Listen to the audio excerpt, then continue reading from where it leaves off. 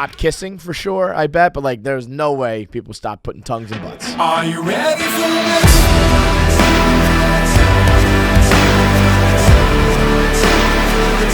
Are you ready for this?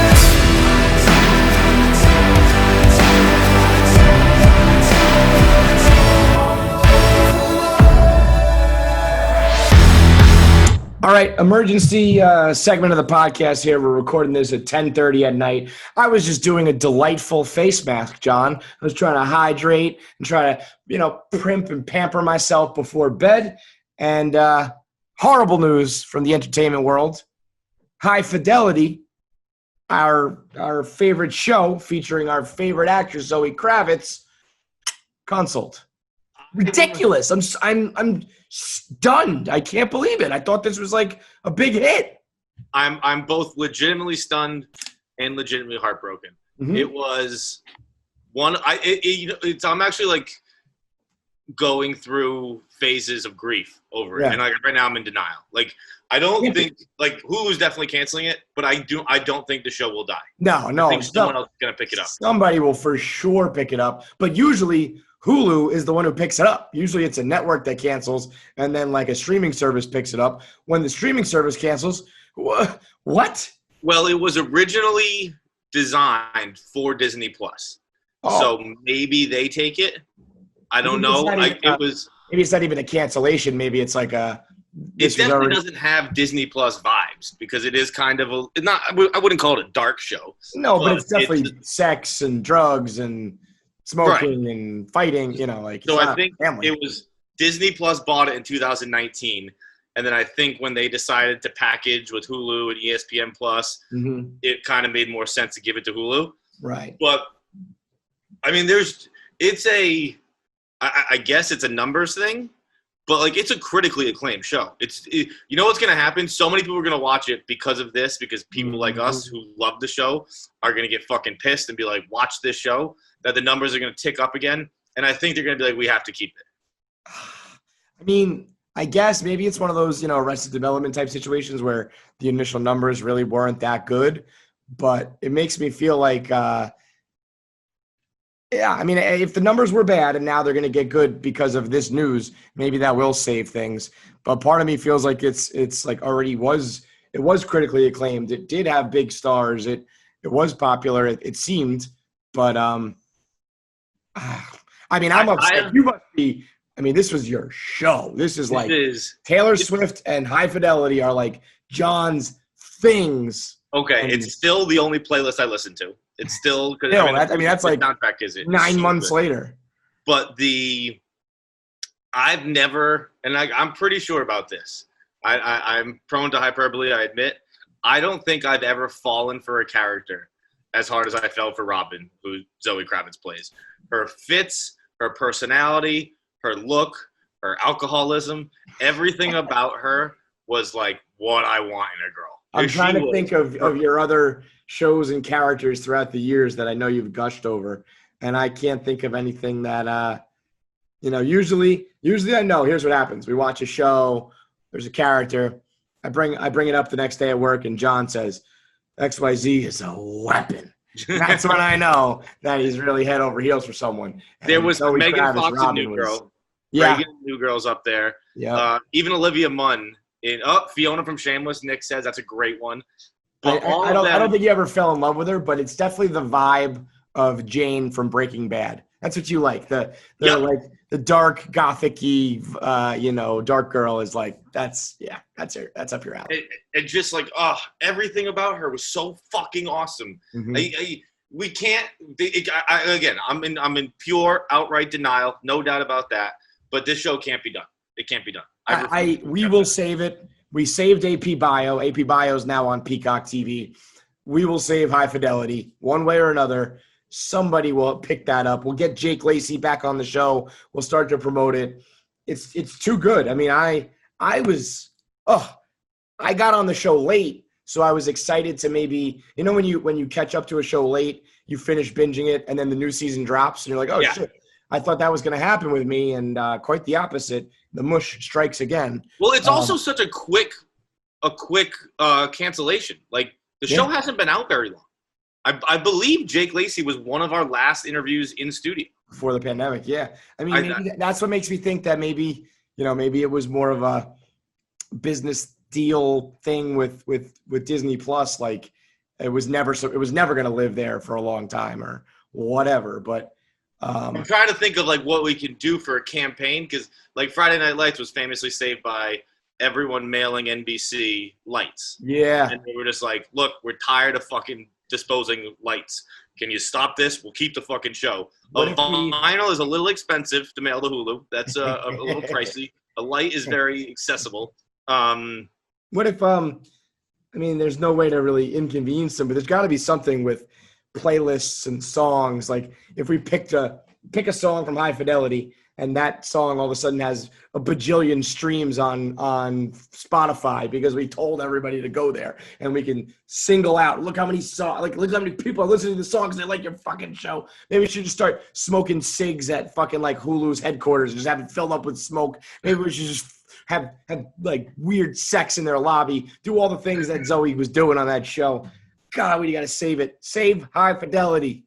There's a playlist called, if you, there was a tweet from Spotify that went out recently, like search on repeat on your Spotify and screenshot it and let people judge you. And my Spotify is basically all and High Fidelity songs. But I'm Lonely, unbelievable song. Without Love, unbelievable song. One Night Stand, Say You'll Say. Oh, they're all so fucking good. Lonely If You Are. There's a lot of lonely stuff on here. But we could maybe do the Boys to Men. I'll Make Love to You, like acoustic version or whatever. With that Scottish guy, that Scottish little son of a bitch. Well, I'm talking about. They even had Jack Antonoff in this show, which pissed me off because I don't really like Jack Antonoff too much. But they had the music world was in on the show. Everyone, I really believe that not enough people. I think we only talked about it briefly. I think there are so many people that I just recommended the show to, just like just close friends and stuff. Like, hey, you'd probably like this, and everyone's like, that's an unbelievable show. You know how good a show it is if you break the fourth wall, and I still like it, because that's rare for me to like have someone looking directly at the camera and me being like, yep, this is still a good show. I went into it a little bit late, and I really didn't think I was going to like it, but I was like, Feist is really co-signing this one. I got to give it a shot. And I banged it out in a fucking day. I did like the whole fucking thing. It takes one day. It's not like you don't even have to be a professional streamer like us to watch it in one day. It's 10, 20 minute, 25 to 35 minute episodes, something along those lines. You can knock it out in 4 hours, no problem. It's an easy watch. Everyone watch it. Everyone tweet at Hulu. Don't let it go. Hashtag save High Fidelity. Fucking save Robin. I want to know what happened with Robin and Clyde. We got a lot of stories. It's one of those shows too where like they already had like a Stranger Things type deal where they already had plans for the second season. Like one of the writers or directors said like, I think in season 2 she's probably going to be like Clyde will still be around, but she's probably going to be dating some people you haven't met yet. She'll be dating strangers to you. So like they already had shit laid out. It's not one of those like, all right, we did our 10 episodes. We wanted to be done. That's it. They already have their plans for season 2. To not let us find out what's going to happen with them is fucking nonsense. Dude, I can't wait for the day no. My dream, let me rephrase. My dream would be when everyone ever says like, if you hit Powerball, if you had fuck you money, what would you do? This is what I would do. I would fund High Fidelity. I would create an entire streaming service called like Second Chance or some shit. And it's where everybody who loves shows that get canceled for whatever reason, bureaucratic bullshit, ratings, money, whatever, come on over here. I'll fund it. And you can live here for the art, for just the content. That's genius. And it's kind of what Netflix does, where they get the shows that have a cult following, which I think High Fidelity does. I think everyone who's seen it loves it. And if you haven't seen it, you haven't given it a chance yet. But what they do, like with You was a Lifetime television show. Yeah. And then they saved it after one season, and everyone's like, this is the greatest show of all time once it gets on a streaming service.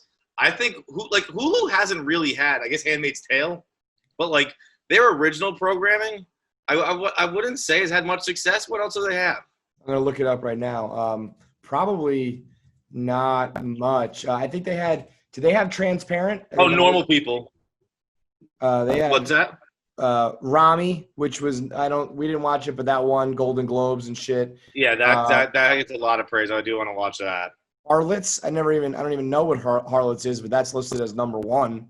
Dude, they had the fucking 9/11 show that I really wanted to watch, and even that I got lost interest in. The one with Jeff Daniels. I don't even remember that. No. Yeah, it's probably like 3 years ago, but it was when they were still doing. They were very pot committed to weekly drops, and on a streaming service, which I like. I always say I'm a fan of them, but on a streaming service, they just don't really work. High Fidelity did come out 10 episodes at once, but the Jeff Daniels 9/11 show about like the lead up to 9/11 and like the intelligence that we had, and they knew about the guy taking fucking plane classes in Florida and all that shit. Right. It was supposed to be really good, but it was just like I couldn't stick to it week to week. I think outside Rami and Normal People are the only two shows that I've even considered watching. Look at this. I'm just reading an article. Maybe we're okay, because I'm just reading an article now from December 2019 that says Hulu's slate of originals almost rivals Netflix or Amazon in quality, whatever, but not in quantity. Maybe that will change now that Disney is mainly in charge.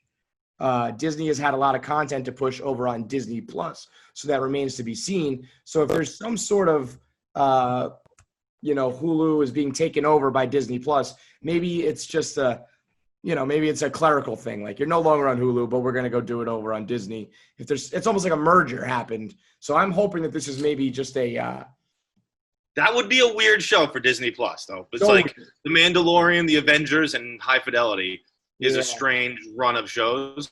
But Disney's going to have to, they can't live off of just like cartoons and family stuff. They're going to have to get into some like adult programming, no? I don't know, because there are a lot of fucking kids. Yeah. I mean, they never have in the past 100 years. So why start now? But either way, #save High Fidelity. Tweet your favorite songs. Tweet your favorite pictures. Your favorite moments. We will save you. I honestly think that that being based on a John Cusack movie is not really the best. Like, I don't think that inspires people to be like, oh, I got to go watch this. He's fine. I don't think people dislike John Cusack. But if someone says to you, like, have you seen that new show? It's based on the Cusack movie. It's like, okay, whatever. You're not telling me that it's like a DiCaprio movie or some shit where you're like, oh, I got to go see this. Yeah, but also Zoe Kravitz's reason for doing it, which is like, I knew it was happening. The only reason I agreed to it so they wouldn't fuck it up, because her mom's in it. I've never seen the movie, but her mom's in the actual movie, I guess. And she's like, I just had to make sure they didn't fuck it up, and they didn't fuck it up. It's fucking awesome. Hulu fucked it up by dropping the ball and canceling it. You see another picture posted of Lenny Kravitz and Jason Momoa? They posted another picture. I think it was on comments by celebs. They posted a picture, and Zoe's mom commented, and people were like, this family's fucking awesome. Oh, didn't Jason Momoa redo her old Mustang or something like that? Something like that, yeah. And it was just another moment of everyone getting along. And by the way, while we're on the topic of entertainment and comments by celebs, Brian Austin Green, woo, buddy. So if you're not caught up on that whole saga, Brian Austin Green, old school sex icon from 90210, was married to Megan Fox. Megan Fox recently gets divorced from him, immediately takes up with our boy Machine Gun Kelly, and they have been nauseously in your face with pictures and captions and soulmates and all this kind of gushy stuff. No, twin flames. It's a higher level of plane than soulmates. Twin flames. And honestly, I don't doubt that they are. And so she posted a picture with the caption. Let me get it exactly right. Because it was very, very dramatic. She said, achingly beautiful boy, my heart is yours, with a black and white picture of her and MGK. And Brian Austin Green then put up an Instagram of all of their children and said, my achingly beautiful boys, my heart is yours. Kind of, over here is what you really should be focusing on, your kids. And that's that's big shade. But it's a stark difference from how he originally talked about this. Yeah, well, I think he's, I think he was trying to downplay it, or maybe he was even not thinking of it, he maybe not taking it seriously himself. And now it's very obvious that these two are hot and heavy and public. And he's like, what the fuck is going on? His original comments were like, Megan was always honest with me. Mhm. They met on day one of the set. She told me about blah, blah, blah, and yada, yada. And he said something which was like pretty, pretty poignant, where he's like, I don't want anyone to think there are any villains or victims here. That's important for me. I want you to know we're all good. And that was like 2 weeks ago. But That was before you're talking about fucking the lights out of each other. Yeah, that's the thing. I could imagine it's like, listen, all right, we're getting a divorce. You are, you're swinging from tree to tree here. You kind of started up with someone new right away, but okay. And then you see the sexy Instagram posts and the over-the-top captions. And honestly, if I'm Brian Austin Green, I'm sitting here thinking, you guys are going to break up in like 2 months. You're playing hot and heavy, and it's going to be over in a minute. Take your twin flame shit and shove it up your ass, because he's a rock star. You're a girl who's got married early and is now free again. This is not forever, and you guys are flaunting it in my face and everyone's faces. So fuck off. Because listen, I mean, they're hot and sexy and perfect in a lot of ways, but they're not gonna. I mean, come on, they're gonna last another couple months. Give me a break. I would be surprised to see. I hope it does. We've We've interviewed MGK. He was nothing but great. I wish nothing but good things for Megan Fox, because she has brought me nothing but good things in my life. Mm-hmm. But I would be surprised to see this one go the distance. And if I were a betting man, probably gonna take the under. Right. And when you're the previous man and you got the kids at home, it's like, all right, enough, guys, enough. Yeah. So big time social media drama, shade, whatever you want to call it, and just devastating news out of the Hulu world. So if you're a High Fidelity fan, if you appreciate good TV, if you haven't seen it, go binge it while you can, and then join the movement. #save High Fidelity. It's another edition of KFC Radio on the Barstool Sports Network. I try to think about where we are in the industry, because I feel like we're in a weird spot, because like we are, Barstool Sports is a big deal. This podcast is big. It's been around for a while. It's successful. But I also still feel like we're like commenting on the industry and not necessarily like in it. Do you know what I mean? Like I don't know what you mean. Like when we talk about we talk about stand-up comics a lot, and we're not stand-up comedians, but, okay. But technically, I thought we were starting with a different topic. I was very lost. Okay. I'm saying, like, when we talk about other comics, I'm still thinking of it as like I'm a fan who does a podcast, and we'll talk about, I liked this one, I didn't like this one. Did you hear that joke? It was funny, whatever. And technically, we're all kind of podcasters, and we're all like contemporaries in a way. But I still think of us as like we're observing the rest of the industry. Does that make sense? Yes. And not like in it. 100%. But then I also admit, like, I also understand that we are in it, and I try to compare us to other people and other lifestyles. I think you do that too much. I know I do for sure. Not always necessarily even in a bad way though. Not comparing like I wish I was these guys, but it's just like I feel like I live a very different life than all the people who are also doing podcasts and work in like the media industry. I'd say so. Right? Well, yeah. So like, I mean, no, I disagree with that. Not in the media industry. I think podcast, yes, but like, I think like you live a life like a normal life, like a normal life, like right. Not like. Are we talking about Logan Paul right now? Or yes. Jake Paul? Okay. Yeah. I didn't know who we were talking about. Yeah. You said you were going with comedians, and I was like, I don't know. Yeah, like comedians, vloggers, podcasters, even like other bloggers and shit. Like, I mean, I feel like, and I'm a dad, and I go home, I take care of my kids, I do the work, and that's it. Whereas comics are on the road, vloggers are on private jets, like all this shit. And the point being, roundabout way here, is never a better example than Jake Paul's house being raided and them walking out with a goddamn artillery. like I never would compare myself to the Paul brothers, because I'm like they've been in mansions and they've been rich since they were like born, and porn stars and private jets and parties and celebrity boxing and all that. But watching the feds who raided Jake Paul's house walk out with sniper rifles and machine guns, I'm just like, dude, I have a broken dryer at home that I keep calling my landlord about. That's like the excitement of my life. And a broken TV. And a broken TV. Can we fix my busted up apartment, please? And that's and they're like, raiding his Calabasas mansion, walking out with a full like wall of weapons. I mean, what the fuck is going on at Jake Paul's house? I didn't know you could get raided for having a party. Well, that's what he's been having COVID parties basically, and like flaunting it in the face of the mayor and the police. Like his quote was so dickhead. He was just kind of like, "Our leadership is failing us. Nobody knows what's going on, so I'm going to continue living my life." It's like, okay, man. Like, we don't have to make this like political, dude. You're just throwing parties at a time where we're asking people not to get together. Especially in LA, right? LA was like, didn't they like have to come all the way back Yeah. to stage? Yeah, two they're or like phase relocking two, down. whatever? Yeah. Yeah, it's probably not. Like, I think someone said there were people swinging from like heavy machinery.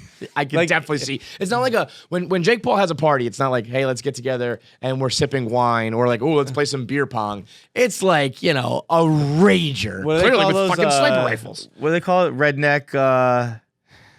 I forget. It's like some kind of red. It's like a redneck.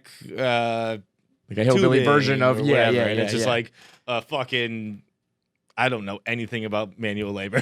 Like I'm trying to think of a name. You're for on like it. the backhoe, and Yeah, you're like you're backhoe. swinging around. Yeah, on yeah, the, yeah. Yes. Like that's exactly what I that. picture there. I picture probably like firing guns in the air. I at the picture same time. Project X. There was just like, the car ended up in the pool. There's an elephant over there. Everyone's naked, drugs, craziness. And so I would imagine as we record this right now, Wednesday afternoon, there's really no details.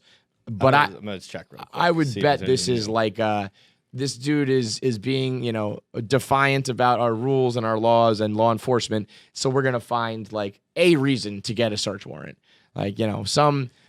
But yeah, that seems like a ticky tack thing. You're putting an extension on your house and you don't have the right permit, so like we can come on the property, or something crazy like that where all it takes is one person at the party to make some sort of complaint, and it's like, well, we have to check what's going on in there, and next thing you know, they're probably like, jackpot. And you know what I bet it was? I bet someone was at the party and rumors were swirling that like, I was at Jake Paul's party and there was a fucking machine gun sitting there in the living room, and then they have some sort of probable cause or some shit like that.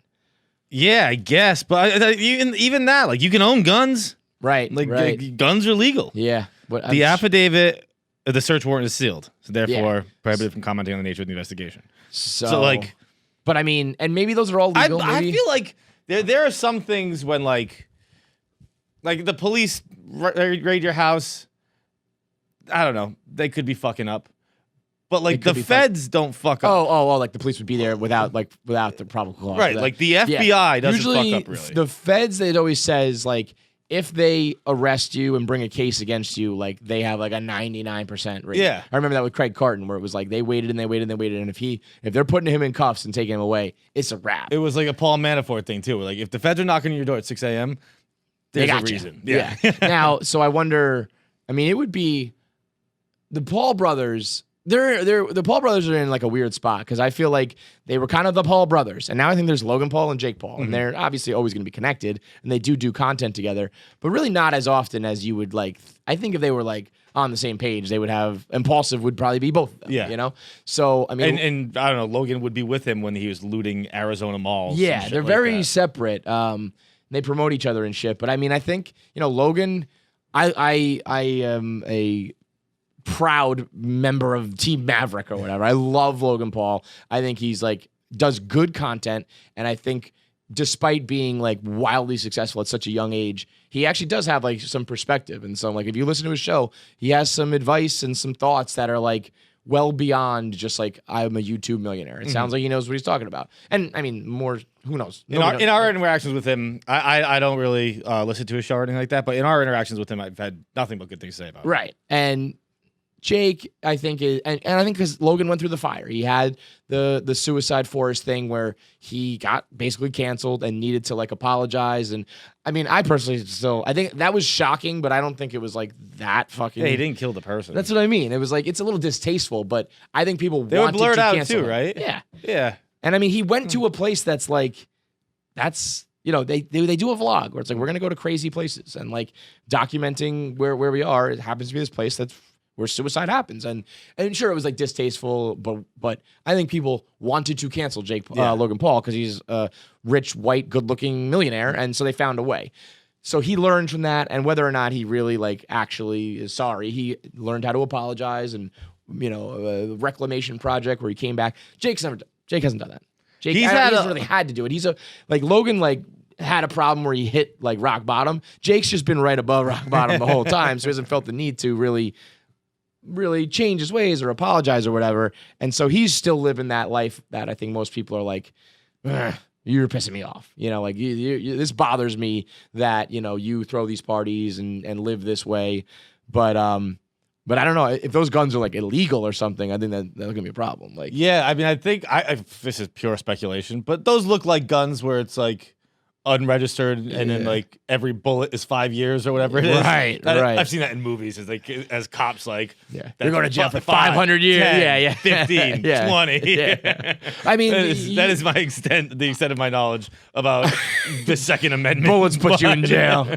I feel like wherever you stand with guns, I think we probably can all agree that, maybe not, I don't know, but I think most of us could agree that you don't really need a sniper rifle. See, I actually disagree with that. You think a sniper rifle is reasonable to have? I think that's the most fun one to shoot. Okay. Well, if you're like shooting in a backyard at targets, like that to me, I've never fired a gun, but that to me would be the most fun. I think that's maybe the most fun, but I also think it's probably the most dangerous.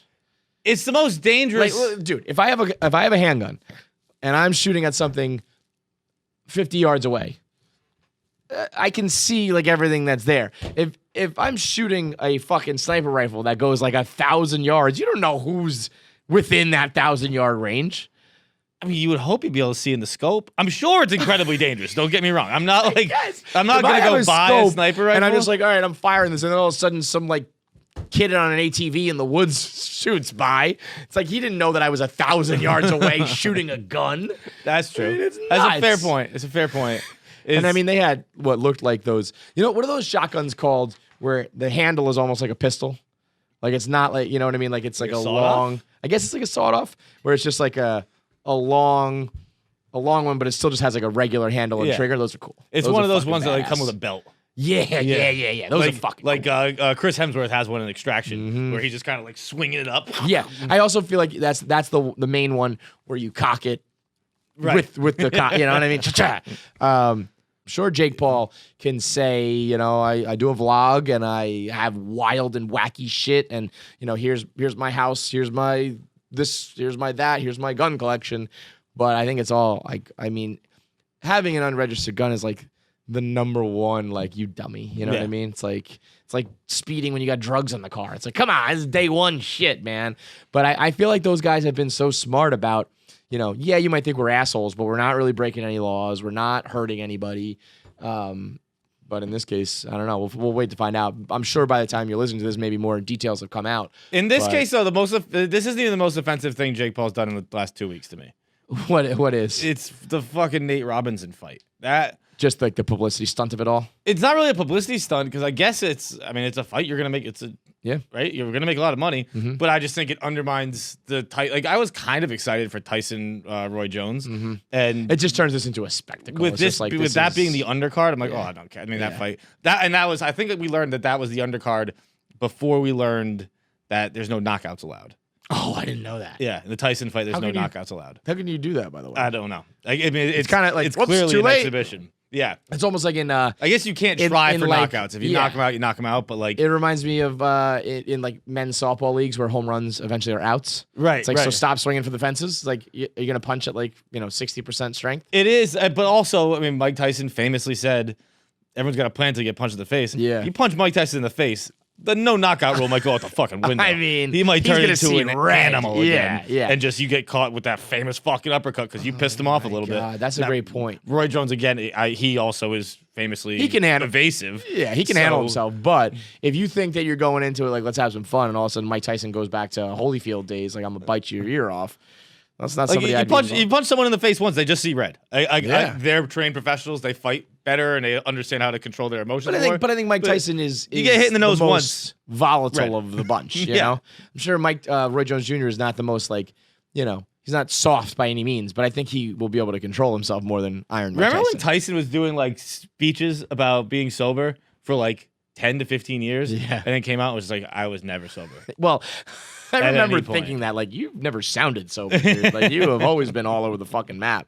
But he's in much better shape now. I feel like you get caught with one of those. I don't care what the rules are. You might be on the fucking map. Yeah, for sure. But yeah, if the first fight is Jake and Nate, I think we're actually I think as we get closer to the fight, I think we're gonna get access to either or both of them. I wonder what Nate Robinson is doing, because like this is like Logan made fucking millions fighting KSI and these guys like selling out the Staples Center.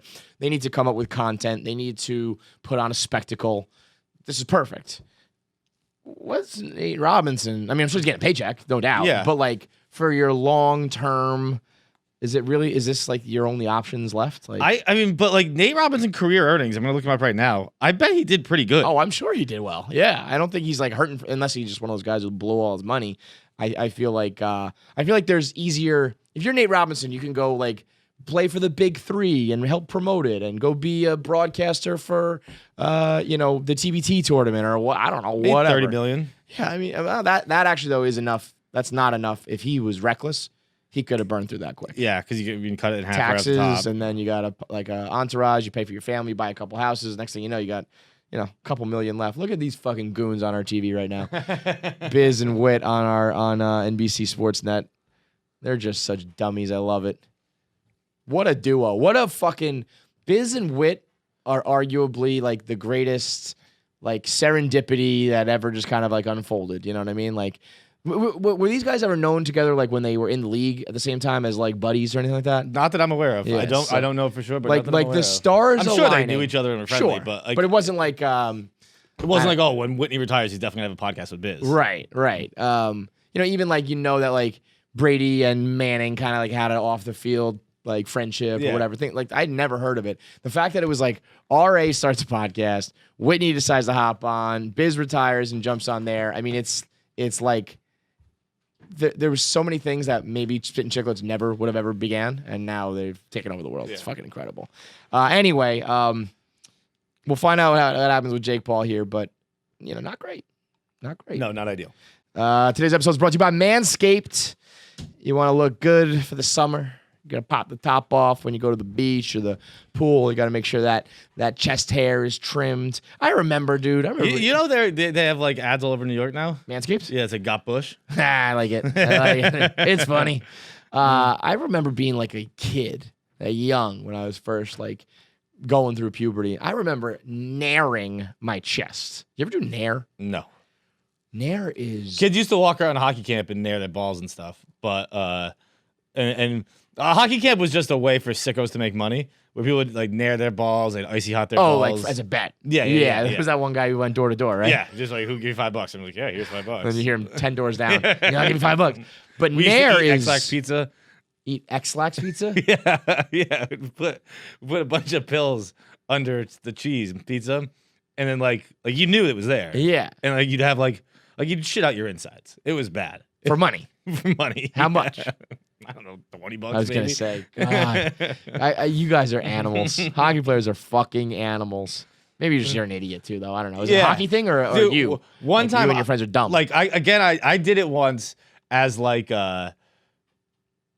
I want basically what I've done with the weed banana bread before. Uh-huh. But like I just Poison wanted people. to be like, look, it's cool. Like, don't worry, I didn't do anything to this pizza, and I ate it, and I knew it was X-Lax in it. So I guess that wasn't even for money. That was I was just trying to trick other people into eating X-Lax pizza.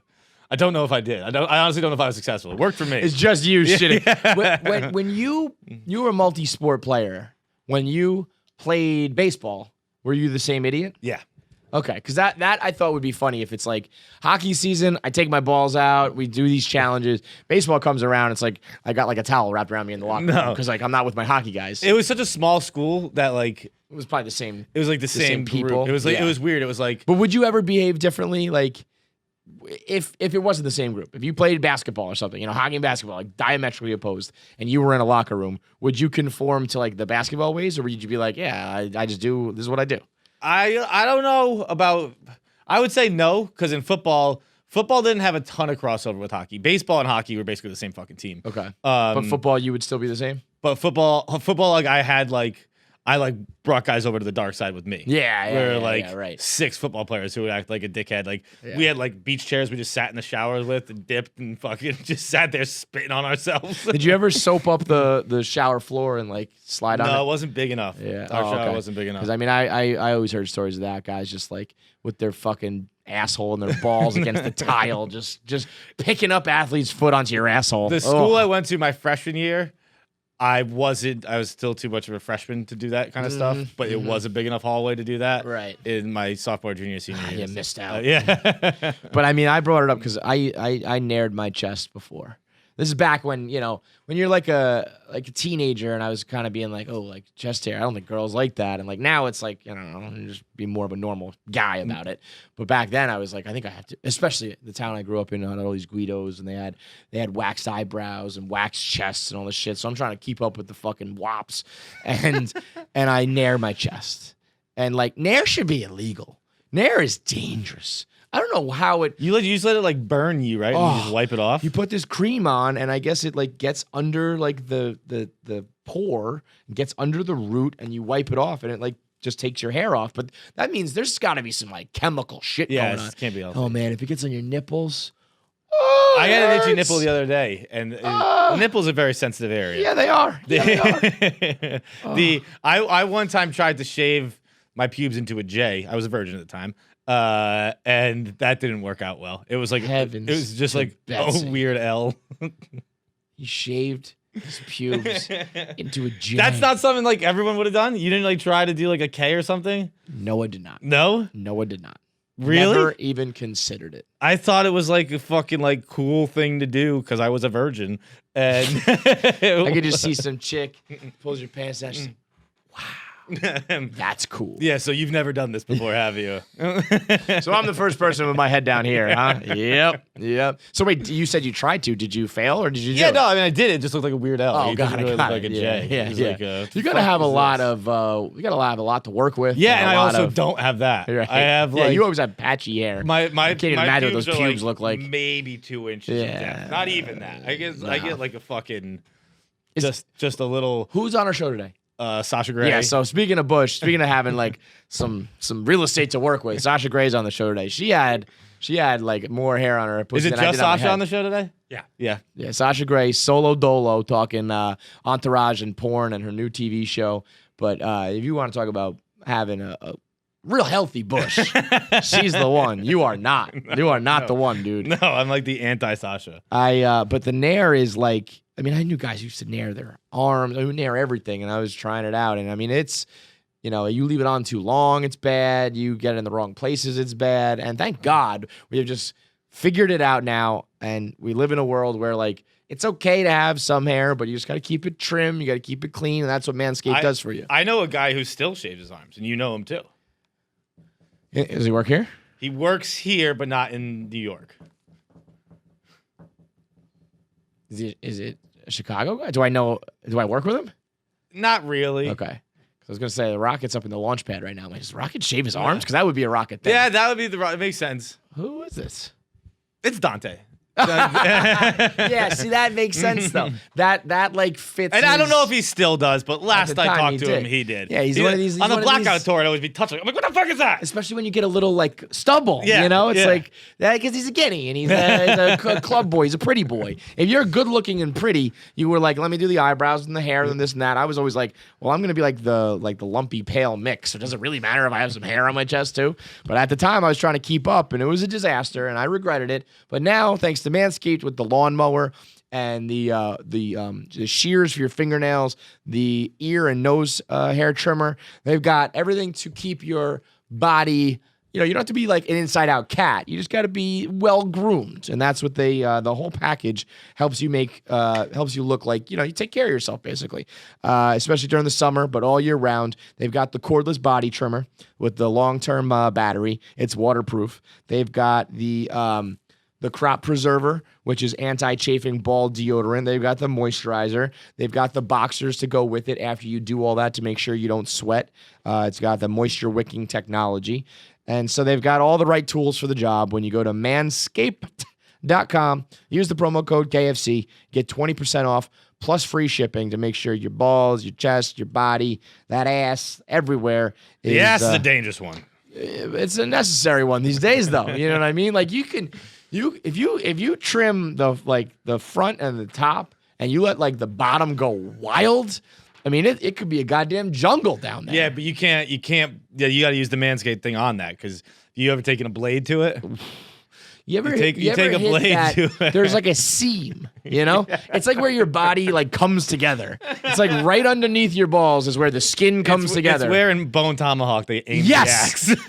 Exactly that. It's X marks the spot. If you were to split a human in half, you would hit that seam. It's like a line. It's like a seam of skin that if you nick that thing, I mean, your boxers will be soaked. I mean, it's where because you get the fucking when the hair grows. Disgusting. This is disgusting. By the way, Jackie's listening. God damn it! When the hair grows back and it's just like the arm when you're getting it back a little bit and it's just prickly. Like, what the fuck is going on? I know, and you shave that, it gets your body just reacts weird. You're sweating. It's a whole scene. But nowadays everybody's going further south of the border than ever. So you got to be prepared, man.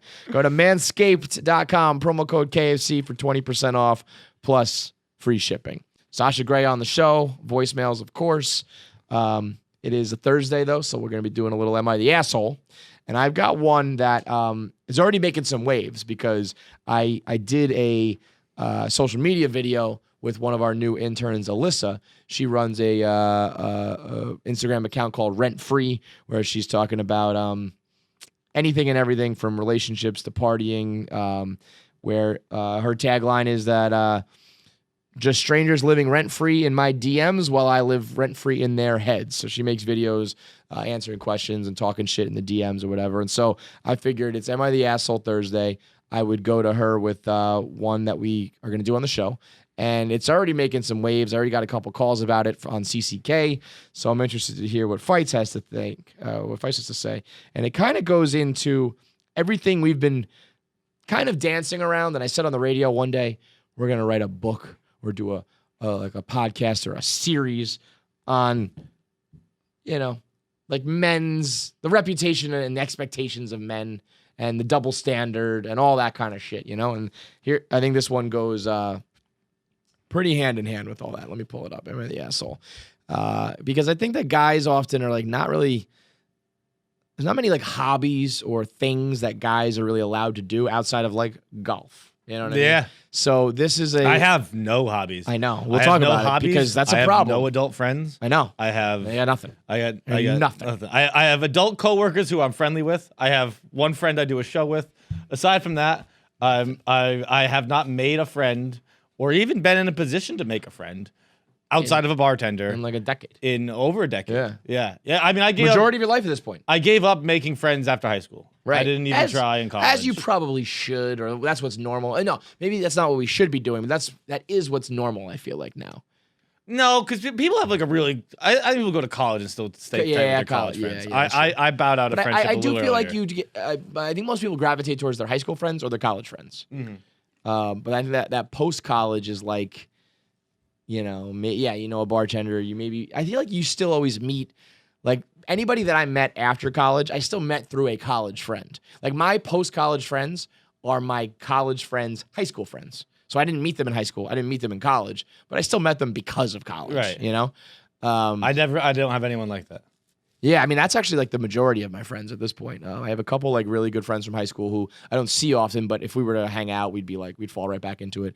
But mostly my crew is my freshman year roommate. He stayed tight with all his high school friends, and I met all them. So in my mind, those are like, I met you guys when I was like 24, but they're still really just all from someone's childhood. I kind of wanted to do like a video series called Wanted Adult Friends, where I go do like hobby things, but then you got to get everyone to agree to be on camera. Yeah, we talked about Better Than the Bar. Or right? Yeah. Or the bar's better. Yeah. Whereas like we go try things, then we go, let's just go to the bar. The bar's better. But that's how you would like meet friends or find a hobby. Now this guy, it's weird. It's weird. Am I the asshole for making my boyfriend get rid of his toy collection? My boyfriend has always called himself a kid at heart. He collects toys from quite a few series: wrestling, Teenage Mutant Ninja Turtles, X-Men, anime, all that. We are in our 20s. I wish he specified more because I think like 20 is very different than like 29, but in our 20s. They are not for collecting purposes. They're all out of the box, and he plays with them. Whenever he thinks I'm asleep, I can hear him mimicking the voices of the characters or doing commentary, and I'll peek in the room and I'll see him actually playing with them. That's another thing. It's a small apartment, and he's got a whole room just for them and a whole dresser full of parts and cards, their guns and their weapons and such. But they're confined to that room, nowhere else in the house, in the apartment. When he gets home from work, it's one of the first things he does, plays with the toys. We get packages from eBay or Amazon almost twice a week, but he still makes time for me.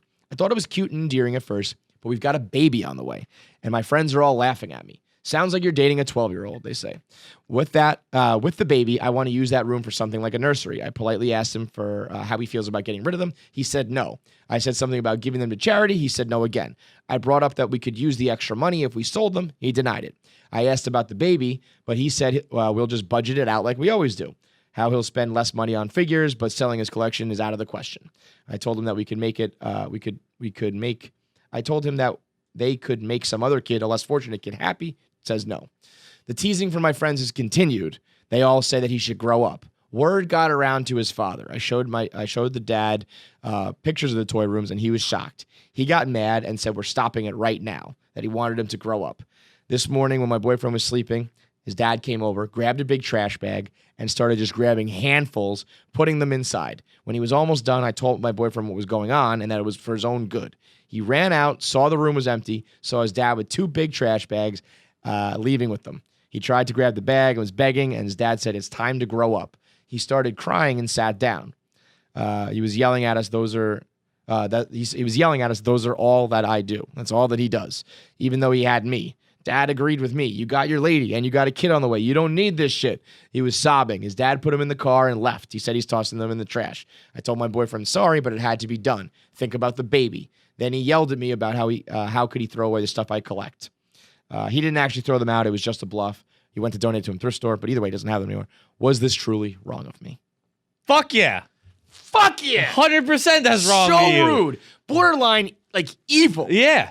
It's like the only thing this guy likes in life, and it's his one hobby. You can't lose your dinosaur, and I think everyone does eventually lose it. But if you're one of the few people who can hang on to it, Let fucking him have keep it. that shit, dude. Like, what are we gonna do with this room when the baby comes? I don't know. The baby community, a room full of fucking toys. Like, It's not like you had a porn collection and they had a porn room and the baby wouldn't be allowed around it. You could play toys with your kid. and don't get me wrong, it's a little odd. It's for sure weird. To like For sure. collecting is one thing, and just like Jeff Lowe, Robbie Fox, they kind of have those. I don't believe that they like play and do voices. Mm-hmm. It's a little different, but guess what? Whatever. That keeps his imagination running. And not to mention, she said he keeps it all in the one room. He keeps it all in the dresser.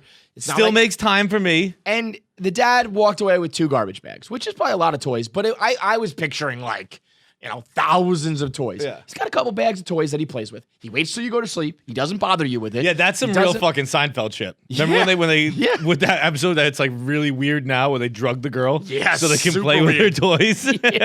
She's passed out with like tryptophan and Benadryl and shit. And they're like, But like, I'll tell you what bothers me the most.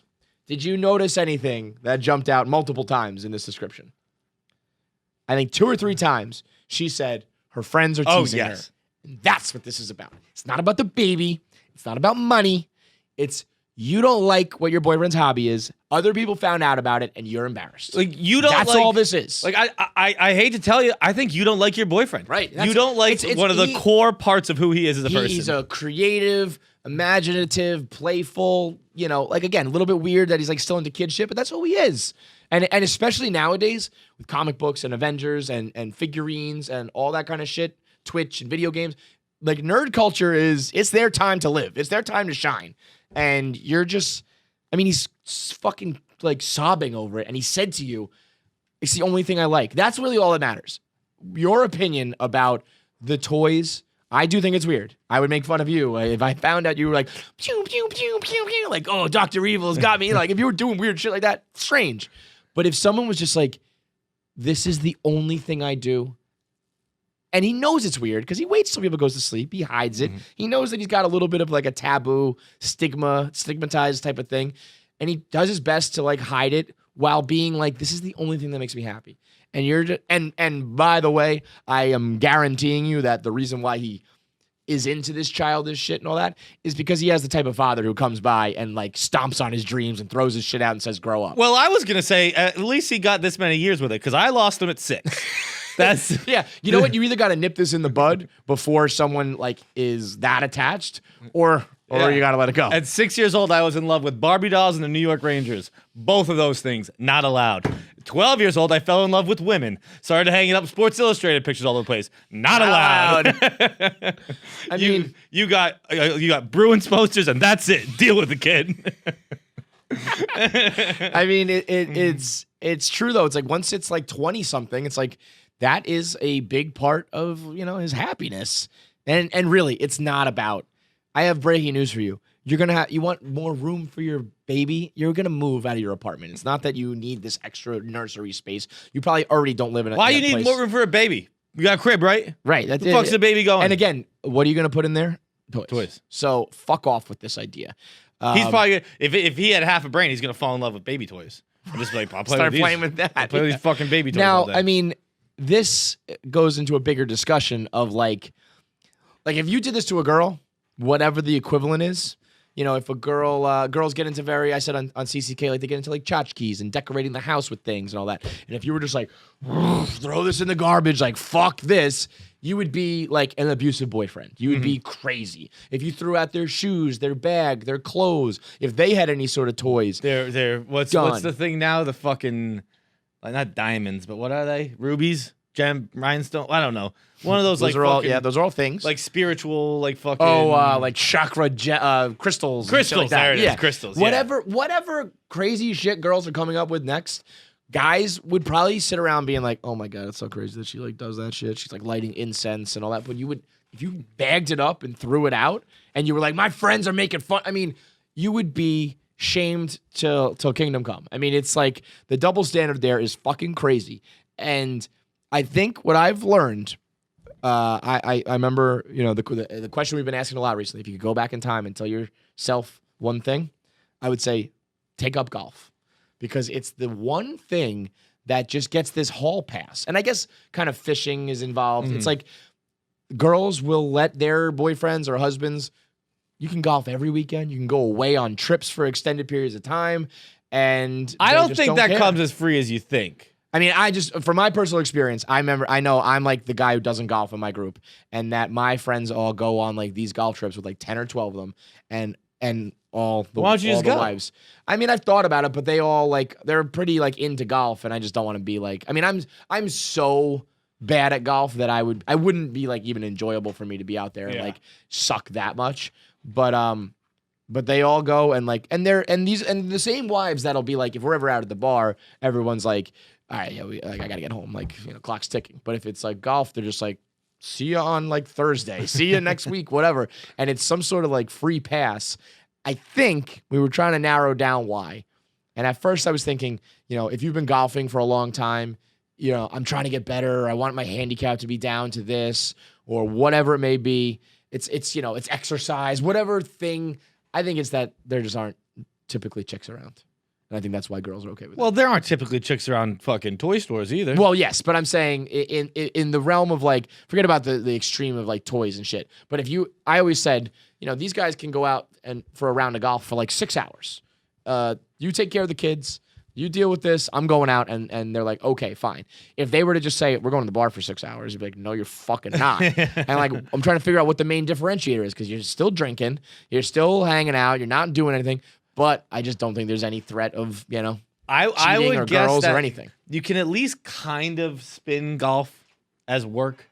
Even if it's not work that day, it's like, I don't know. There's just a stigma that like deals get closed. Oh, in the work. clubhouse Yeah. and stuff like Like that. it's a valuable skill to have. Yeah.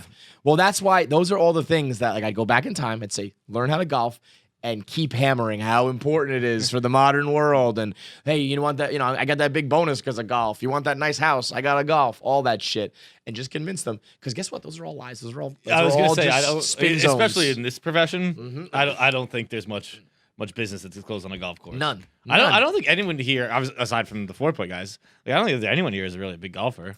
Caleb's going to become one. But- That's really about it. Yeah, Dave nobody else. golfs Dave won the U.S. Open. so. Rarely. But I think you can kind of get away with it with golfing as well. Casey mentioned camping, maybe in certain places. I don't know. That's not really as popular around here. But there's just a handful of things that kind of get the hall Skiing. pass. Skiing? Yeah, you think so? Yeah. Yeah, my But dad, I also my dad think- doesn't golf. He does a lot of ski trips. I think that often the difference with all those is that usually girls don't get involved. I think a lot of times a girl will be like, I'll come on the ski weekend with you. I want to ski too.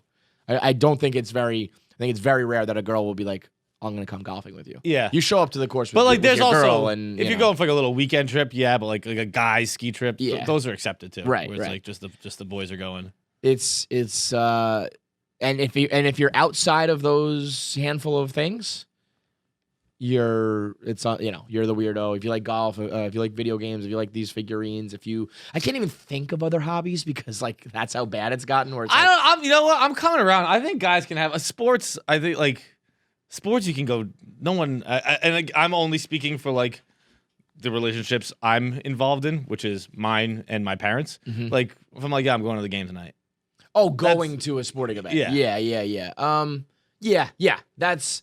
I just think that I think if you were to do that as frequent as you went golfing, I think if you have season tickets, that's a great one too. Yeah. Like people who are like, my grandfather had tickets and my mother had tickets. It's like, it's a family tradition. We have to keep going, especially with football.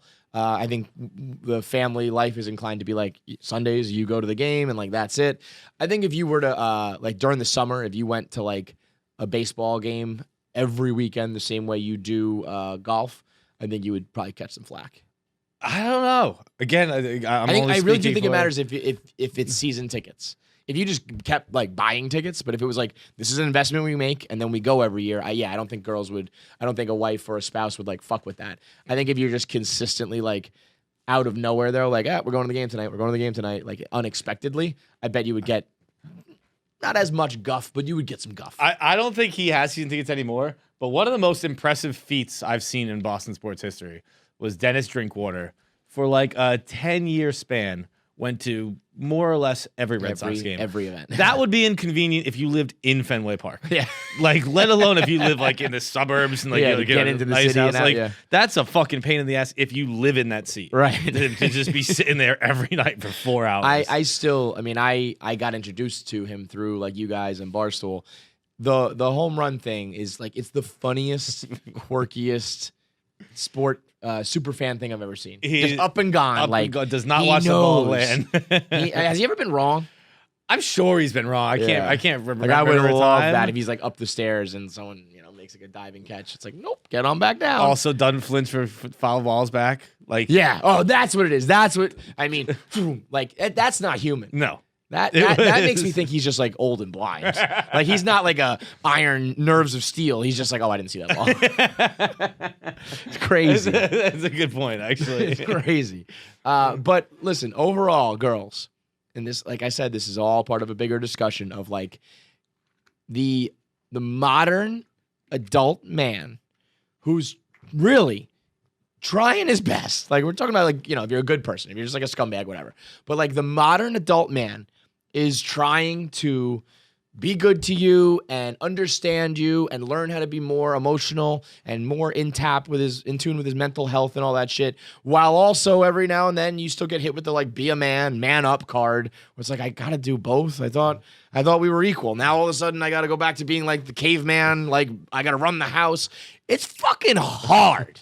It's really hard, especially when most of you've been like programmed to be like, what do I do? It's like I drink and I fuck and I do, you know what I mean? So when you do find something that's like, I play with these figurines, or I fucking, I do like chaps, like I do like woodwork shit in the garage or whatever. Like just let me do it.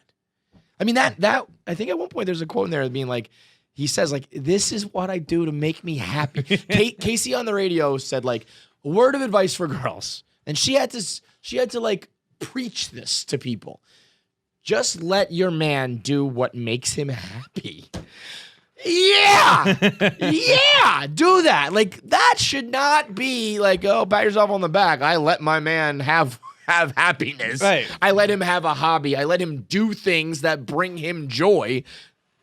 That should just be the way. If you don't like what makes your guy happy, You don't like him. You don't like him. You don't like him. And You that's shouldn't date okay him. too. Yeah. But then you just shouldn't be together. But don't be like, you're a piece of shit because this makes you happy. It's toys. Right. We're talking about toys. If his favorite, if his thing that not like brought him happy was fucking drugs and prostitutes. guns, or then I can understand it. This harms nobody. All this harms is your fucking ego. Because when you meet up with the girls, they say, how's your fucking little baby boyfriend playing with his toys? And Which is fair. And and if that's a problem, then you should not be with him. Like that's funny ball busting. Like it's fair to bust someone's balls. For sure. It's not fair to steal their toys. No. And really you should either be like, fuck you guys, like he's awesome. Or and maybe he should dump her. Maybe he should be like, I need to go find someone who's like in this culture. I've seen a lot of Am I the Assholes where there's other disputes, but they say like, we're both into video games. We're both into like, things that maybe stereotypically girls wouldn't be into. But you find a group and a crew that wouldn't shame you for that. They'd be like, oh, I have the same figurines. Mm-hmm. Let's fucking play together. I don't know. It's weird, but it's just, if you were to do the same thing to a girl, if you were to throw out clothes of hers that you don't like. If you were to force her to stop listening to murder podcasts. Because that's what every girl does in the whole world now. Heavens to Betsy. You just said that. I just got a chill down my spine. What they would do to you. Like, you would be branded an abusive boyfriend if you said, enough with the goddamn true crime murder podcast. This is weird. It's embarrassing. You don't get to listen to them anymore. You'd be like, well, now there's going to be a murder in our house. I forget what show I said it on. It might have been CCK, it might have been this show. But like that recently happened with I was with 4 girls. Mm-hmm. And it was like just like guys meeting up. I finally got it. I got why Mm-hmm. girls hated talking about like sports. So it was like, and again, we're being very stereotypical here. Of course. Not all Always generalizing. women. Come on. But it was the like 4 of them, the gaggle of girls talking about murder and the crimes and the stories you didn't know, and you just sat there. I was Right? just like, all right, I am not interested in this. It's like at when all. someone's like, it's you know Mike what? Trout's the MVP. No, Miguel Cabrera is. It's like, yeah, they don't care the same way you don't care about that missing case from 2010. No, not even a little bit. And it's gone a little too far. I'll say it. I think The murder podcast has gone too far. I just think it's so weird. I think the obsession with murder podcasts It's very weird. is bizarre. Yep. And it's not even just murder podcasts, it's just murder stories. Like all I want to do, all like we go out for drinks, like it's like, oh, have you seen this new documentary, this new true crime? Like I don't know, man. I'm just tired of hearing about sad stories. Yeah, well, that's what's also so weird about when the girls like it, because it's inevitably like the girl gets raped and killed, and it's like you of all people should be like, I don't want to. Right. I don't want to know. I guess it's got to be that's why- some morbid, dark, like. I mean, maybe you should like be aware of these things. That's a good thing, but to be like into it is like, what the fuck? I think that's why it's real weird if guys are into it. Because, like, you guys. you're, I guess, quote unquote, winning in the podcast. You might Right. get caught, but like you're not dead. Yeah. So you're theoretically coming out on top. Right. And if you were like, yeah, I love this guy, that's a problem. Very but they're like, Can't root for the bad guy in the true crime. You can't. Can't do it. Can't do it. Jackie, are you there? What are your thoughts on everything we just said? You're a little bit younger, but like, I mean, I do think that the true crime thing, maybe I'm wrong, but I do feel like it's something you get into when you're like commuting to work and all that kind of shit. If you're still kind of in college and like partying and socializing, maybe that's not quite there. But like, what would you throw out? Would you like stop your boyfriend from dressing a certain way or acting or doing a certain hobby or whatever? I mean, this guy seems like he has this guy seems like he has other issues, like the whole crying part, the whole dealing with it wasn't great. That kind of says more about him. But if it's a hobby, like poor guy, that's what he would love. So I do feel bad for that. I know exactly what you're saying. But do you even see how that's unfair? Be like, this guy was crying. He's got fucking problems. If a girl starts crying about something, it's like, well, I gotta console my girlfriend. She's crying again. If a guy starts crying about something, people are like, he must be fucking crazy. It is That's a little. That's a good point. Not fair. It's not fair, but also to just like sit on the ground and pout. and Totally cry weird. Totally weird. is bizarre. Totally weird. And like, that's but like if, but cry if to they- your father too. Yeah. Like I can't. I don't know last time I cried to my But dad. this is the problem. These are the problems. I agree with you, and it's all correct. But it's like, I mean, if a guy cried with the same frequency, again, stereotypically speaking, that a girl does, I think the girlfriend and other people would be like, get it together, dude. You know? I mean, when a girl just will like cry about her day at work, it's like, that just happens. If a guy does that, it's like, you need professional help. Like, what? It's double standard, Jackie. It's not fair. Okay. That's a good point. It's a good point. The whole talking in sleep thing, though, and like the figurines thing. I mean, if you sneak that's out, like if you sneak out if he sneaks out while you're sleeping to play with toys, it's because he's like, she won't let me. okay.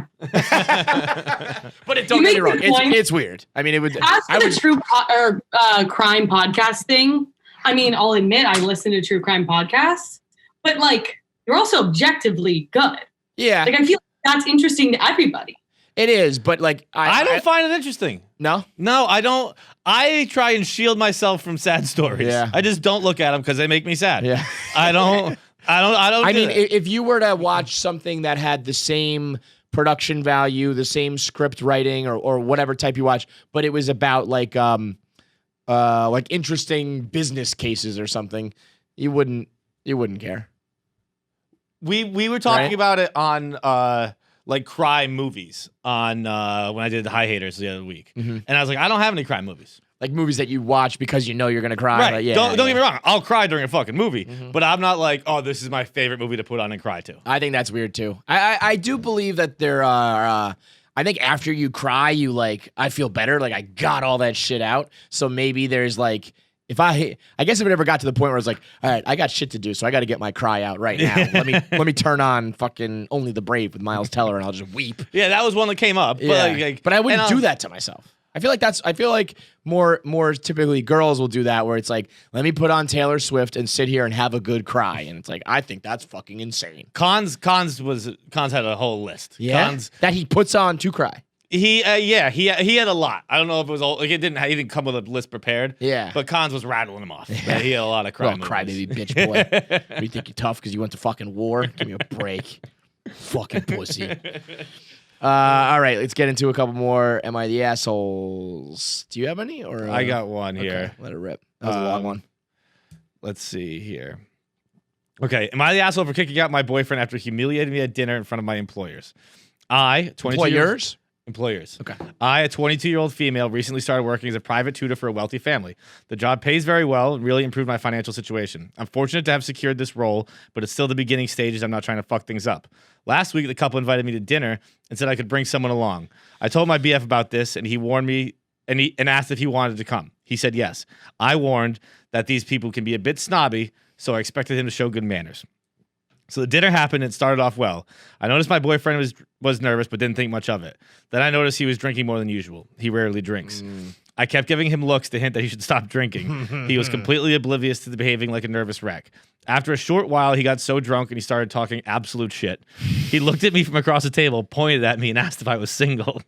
For some reason, they actually found that amusing, so there was a bit of a relief. I quickly changed the topics.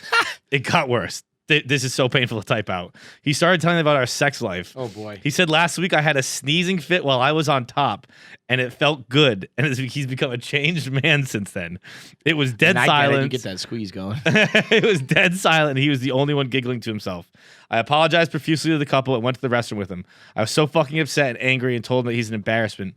He kept saying he felt sick and then threw up. I went back to the dining table and explained to the couple that my boyfriend felt sick and decided to get some fresh air. I was so upset that I didn't stay around for more than 10 minutes. They didn't seem too appalled, but it doesn't matter anyway. When we went home, I decided to kick him out. I told him that I didn't want to see his face at this moment. He went to a friend's place to crash, and that's where he's been staying ever since. He's begging me for forgiveness, but I don't care. My friends found out that they all agree that I'm a huge asshole for kicking out my boyfriend. They said that I overreacted and don't care about his well-being at all, that he deserves someone who cares. She kicked him out while he was like blackout drunk and sick and stuff? Yeah, it seems like it. When we went home, I decided to kick him out. Okay. I mean, all right, this is now I'm like back on the other side. I mean, this is just like wildly inappropriate behavior. Have you ever drank like that? No. Where like I'm nervous. So hot. like, I guess not nervous, but like I have been going into a event that's like I don't want to be here. It's gonna be a long one. I gotta like take the edge off, but never like I never think about it as something like that. Like I That's a good enjoy sign. having a drink. That's a good sign. But I'm not like, that's how I know you're not still an alcoholic. This will. I remember help going me. to showers and stuff, and I can say this because it was she was doing the same thing. Like, oh, I don't want to do this fucking bridal shower. Like, let's have a couple glasses just to like take the edge off, but never like because it doesn't make sense because this is what happens. Right. If you're nervous to the point that you're going to be in front of people that you feel like you have to impress, being drunk is going to make that worse. I mean, I actually do believe finding that sweet spot where it's like I'm a little, socially lubricated now, but inevitably you're going to take it too far, and so now your worst fears are coming true because you're an idiot. I'll have a drink before. I'll have a drink at dinner, but I'm never like I'm nervous until I have a drink. Yeah, it's no. kind of just like it's more ritual than medicine, Right. You know, right, and you might get the effects, but it's not the intent of going into it. Yeah, I no, mean, I've if been you- too drunk before, but it wasn't like I'm uncomfortable. I'm nervous. I got to keep drinking this until I feel better. Right. I've never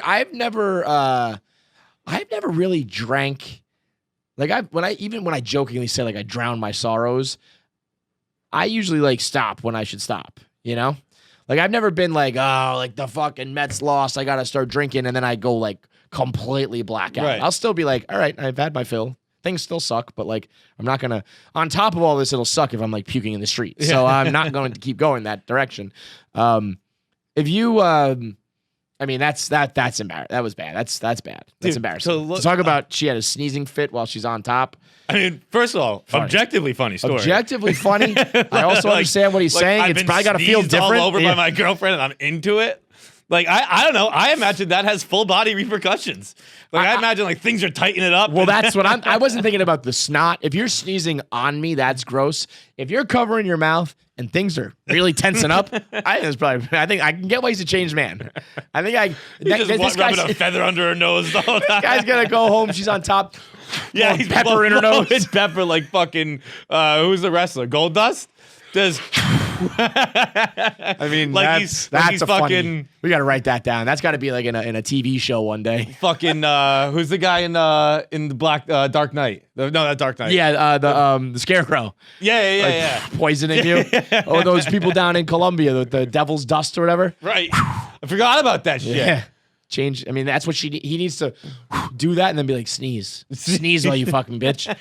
I mean, that I can see that being a whole new experience, but I don't think one that you can tell in mixed company. I wouldn't say it to my snooty, wealthy Yeah. girlfriend's employers. I mean, it's a wild move, especially when you see someone like, why are you drinking? You don't usually drink. It's like you're doing something anything out of the ordinary when I just need you to be like normal today. Yeah, like if you were just doing, like if I just started doing construction one night, be worried.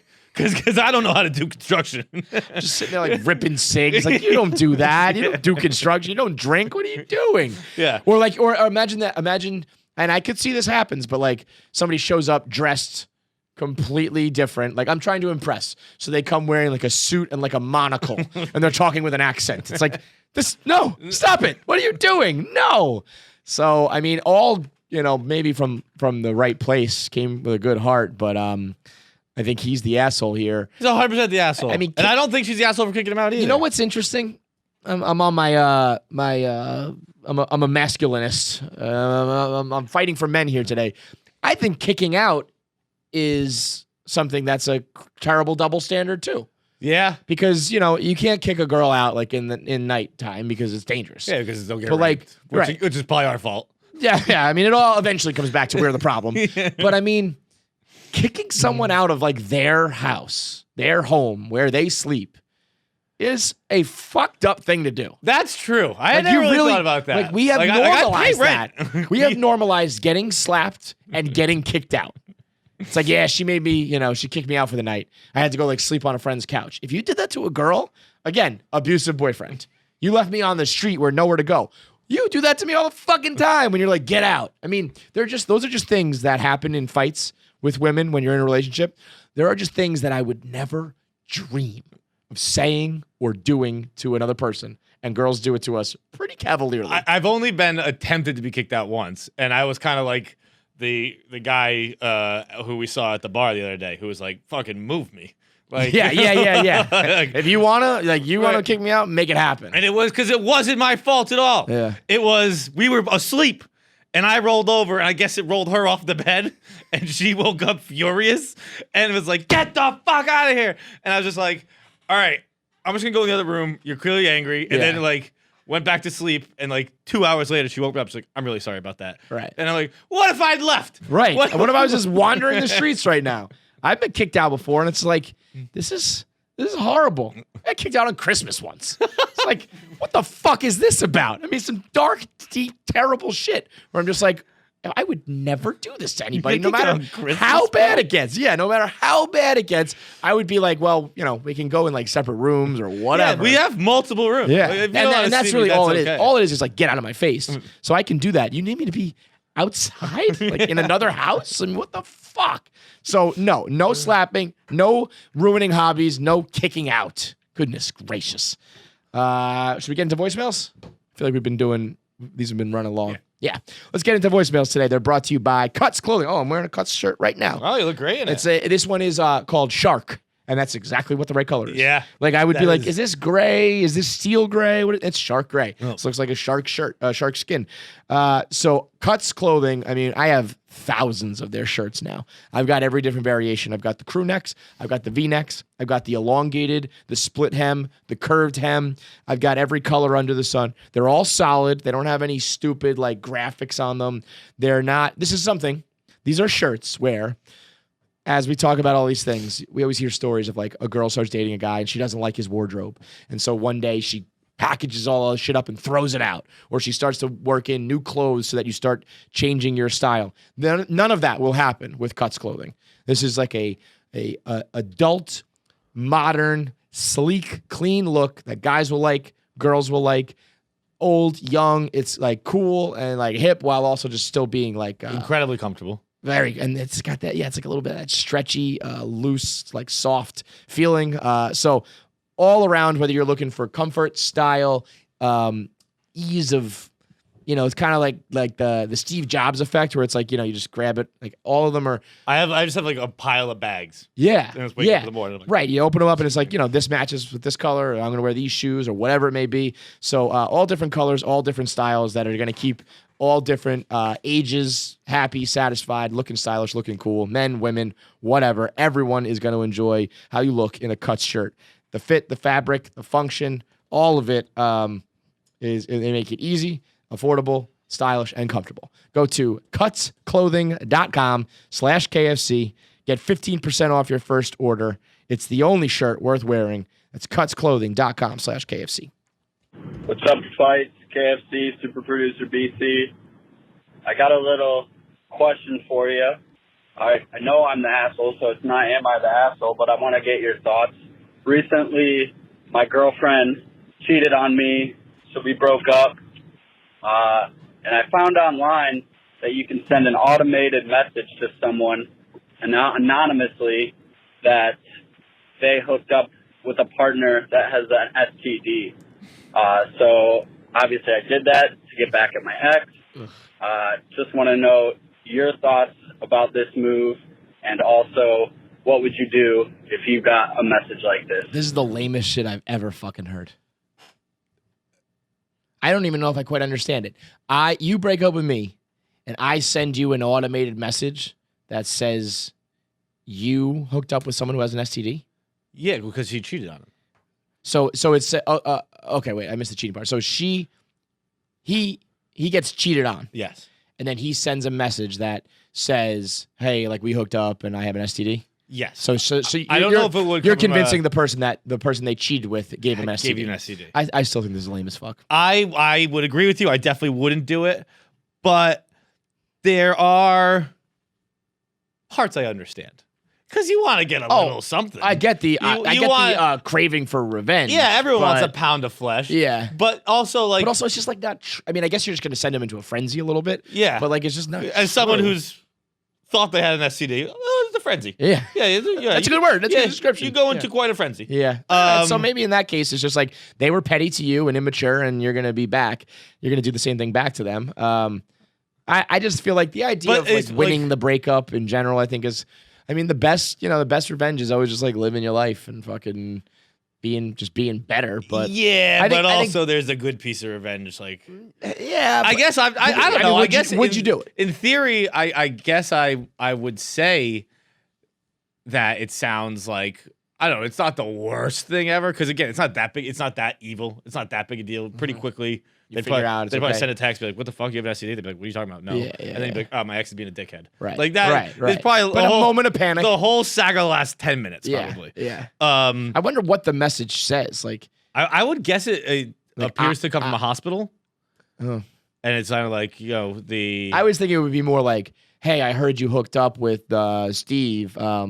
Just want to let you know, like I hooked up with him too. He's got blah blah blah." Oh, I guess that would work too. I was thinking more like contact tracing. Where like, I don't know how it works, but I don't think a hospital then will give a name. Because I think that's like illegal or whatever. Who had COVID-19. Yeah.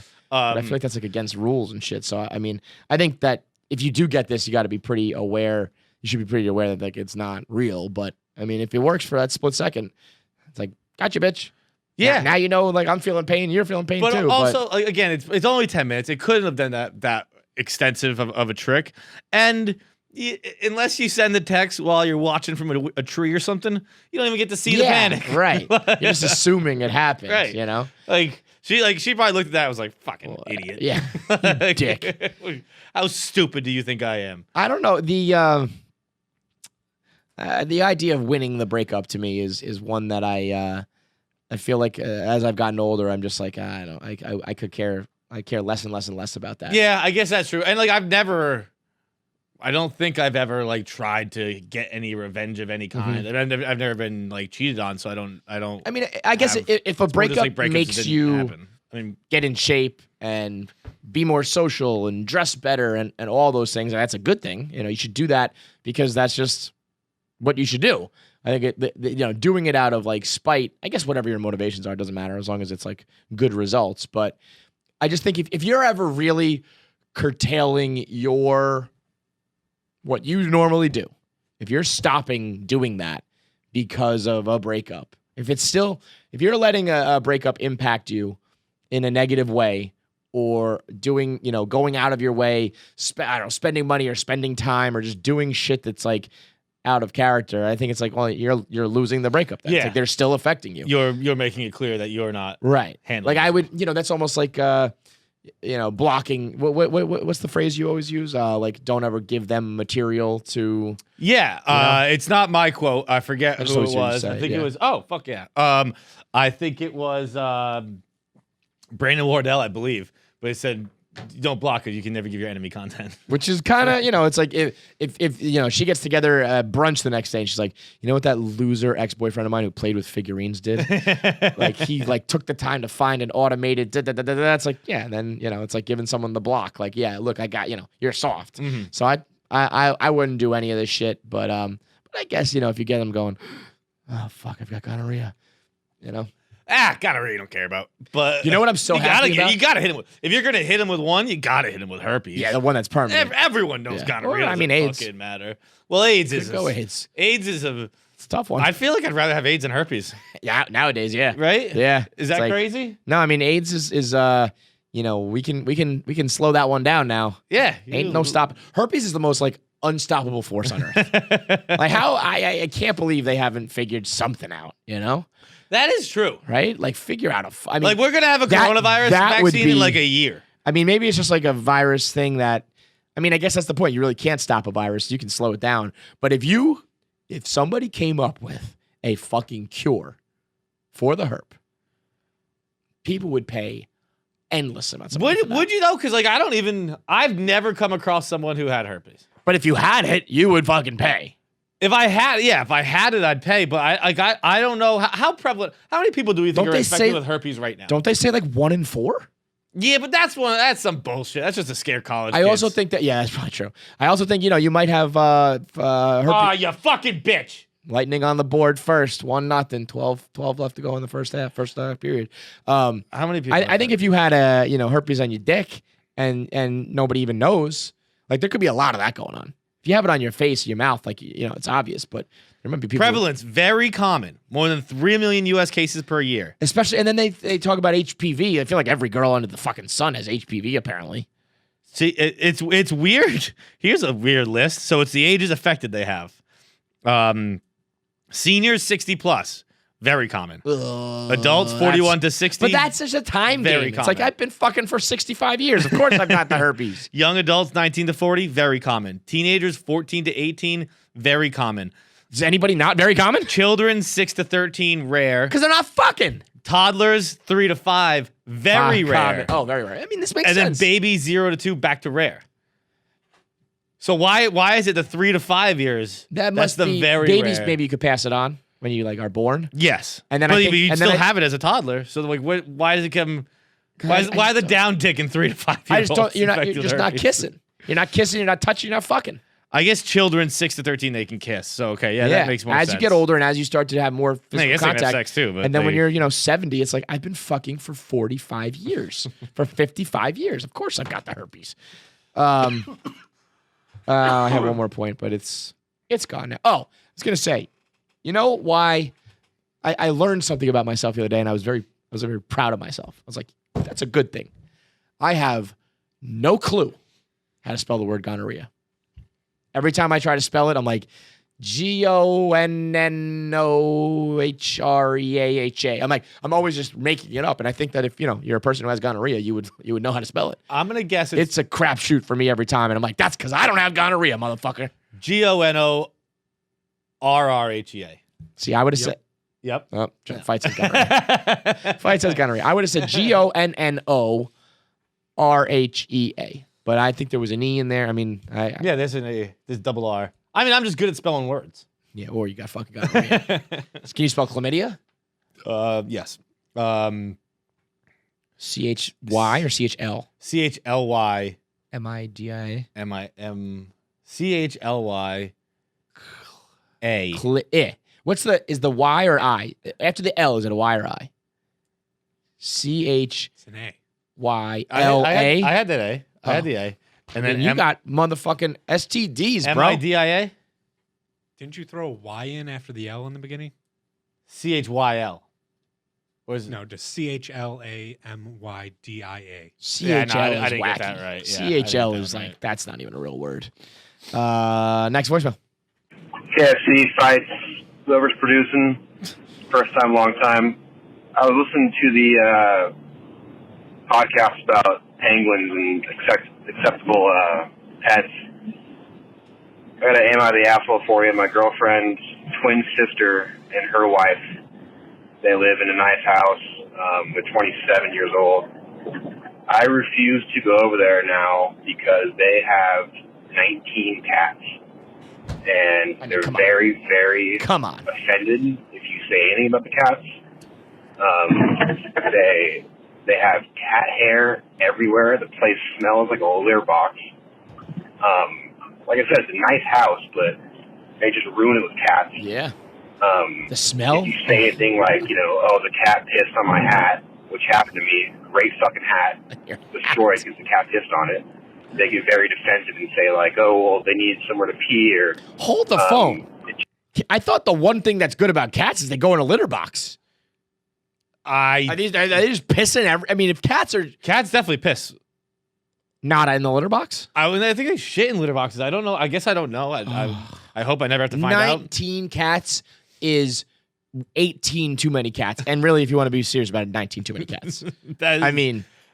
I think people who get like offended that people won't go to their house because of pets, fuck off. I don't want to deal with your pets. You're turning. I like my pets. Yeah. And if you don't want to come over because you want to deal with my pets, that's fine. Dude, I had a friend who went over to someone's house the other day, and they have pit bulls. And when they got in the house, the warning they received was, just so you know, the pit bulls are going to bite you for about an hour. But just stand tall to them. And I'm like, that's insane. Can you imagine telling someone that? Like, here, strap in. They give you those things you put on your arms, those big, like, pads. Yeah, you're just going to need these when you come to my house. Like, for about an hour, a fucking ferocious dog is going to be biting you. I'm like, I'm not coming over then. Like, what are you talking about? I mean, anytime. I'd rather have a cat piss on my hat than come over. If you turn your house into any sort of zoo, chamber or whatever, zoo fucking pit, everybody has the right to say no, thank you. Not interested. And that's you can't be offended by that.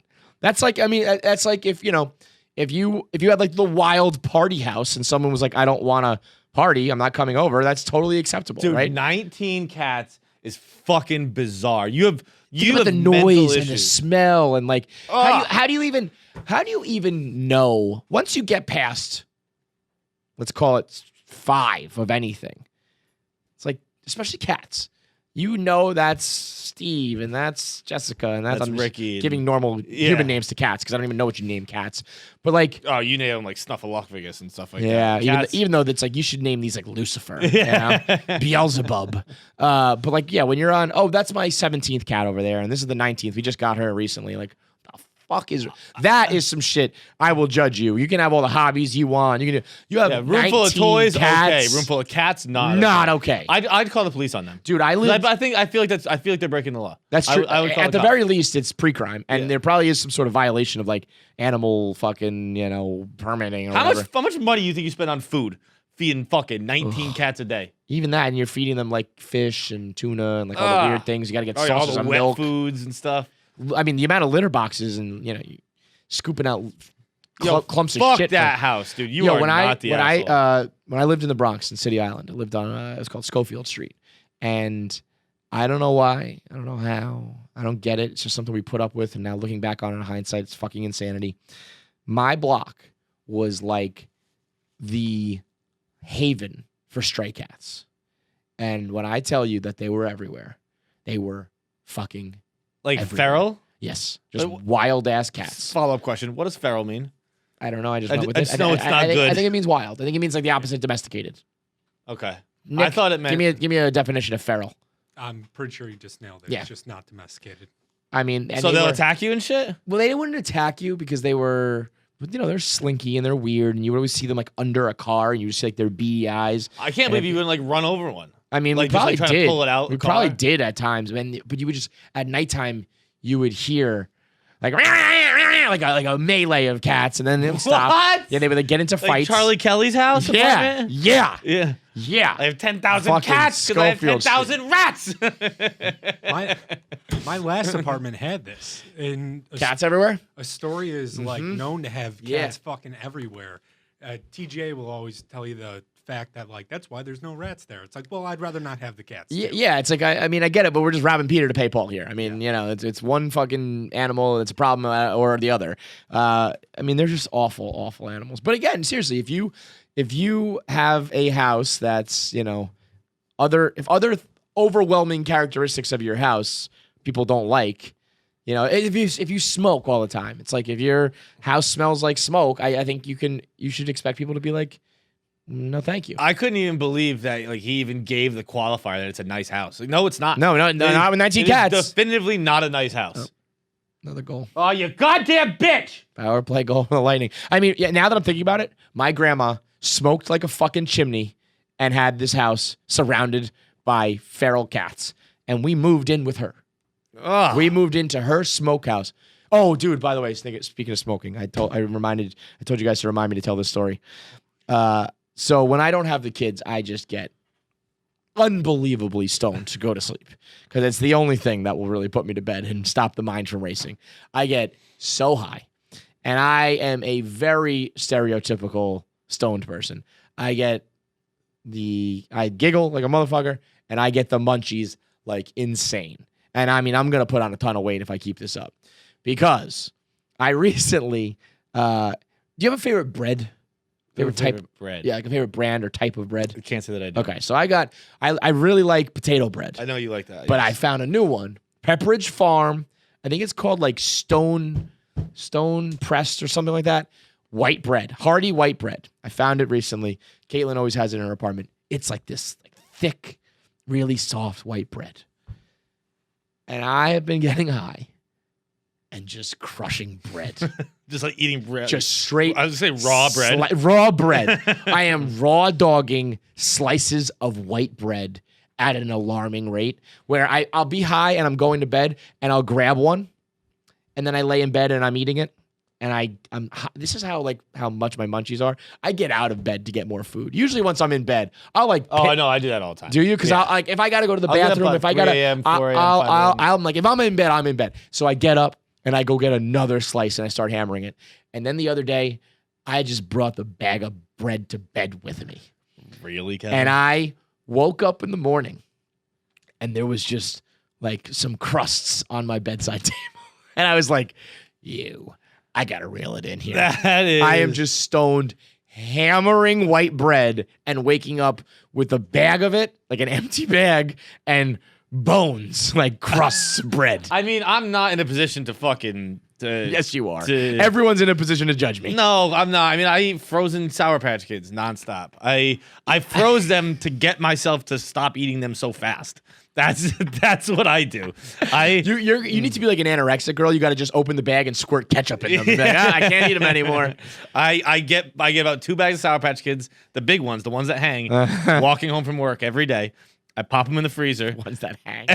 Yeah, not just a little bag, not the fucking, on the hook with the hole in the big top. shit. Yeah. And I put those in the freezer so I can't eat them as fast. Because then you eat the whole thing. Because I eat them both every night. So I have 2 bags of frozen Sour Patch Kids. All right, you're right. You can't judge me. Every single you night. Can't say shit. Dude, I get up. I have like fucking like a body that just knows like time to get up. And like we need Sour Patch Kids. Like it's like 3 a.m. Like, we're not ready to start the day. It's just I wake up at 3 o'clock. Like, every night. Time to hit that. Time to fucking crush some Sour Patches, you son of a bitch. I mean, but I get that. At least it's candy, and it's like people like candy. To just raw dog bread. I mean, like I know for a fact for myself, the only way I'll ever lose weight, the only thing that's ever been successful for me is no carb diet. I am on the strictly, I mean, it's just carb. I'm eating squares of carbs and I just crush it. It's so good. How many pieces are we eating? My max is 4. I've had 4. 4 pieces. Yeah. Oh, that's not bad. I mean, it's a lot. And by the way, I get, you know how I'm always swallowing my spit wrong? Like I definitely have some sort of like esophagus problem. Because if I eat fast, I get that like I feel like I'm choking and I'm going to die. I have to drink water, and it's specifically with like dough and bread. It just so I'm like laying in bed like I'm choking, I'm dying, and then just shoving more slices of bread in my mouth. It is a motherfucking problem. I was at the store. I grabbed a bag of the bread. I was like, probably gonna need another. Like I was like, this one's for my sandwiches, and this one's for when I raw dog at night. Bad.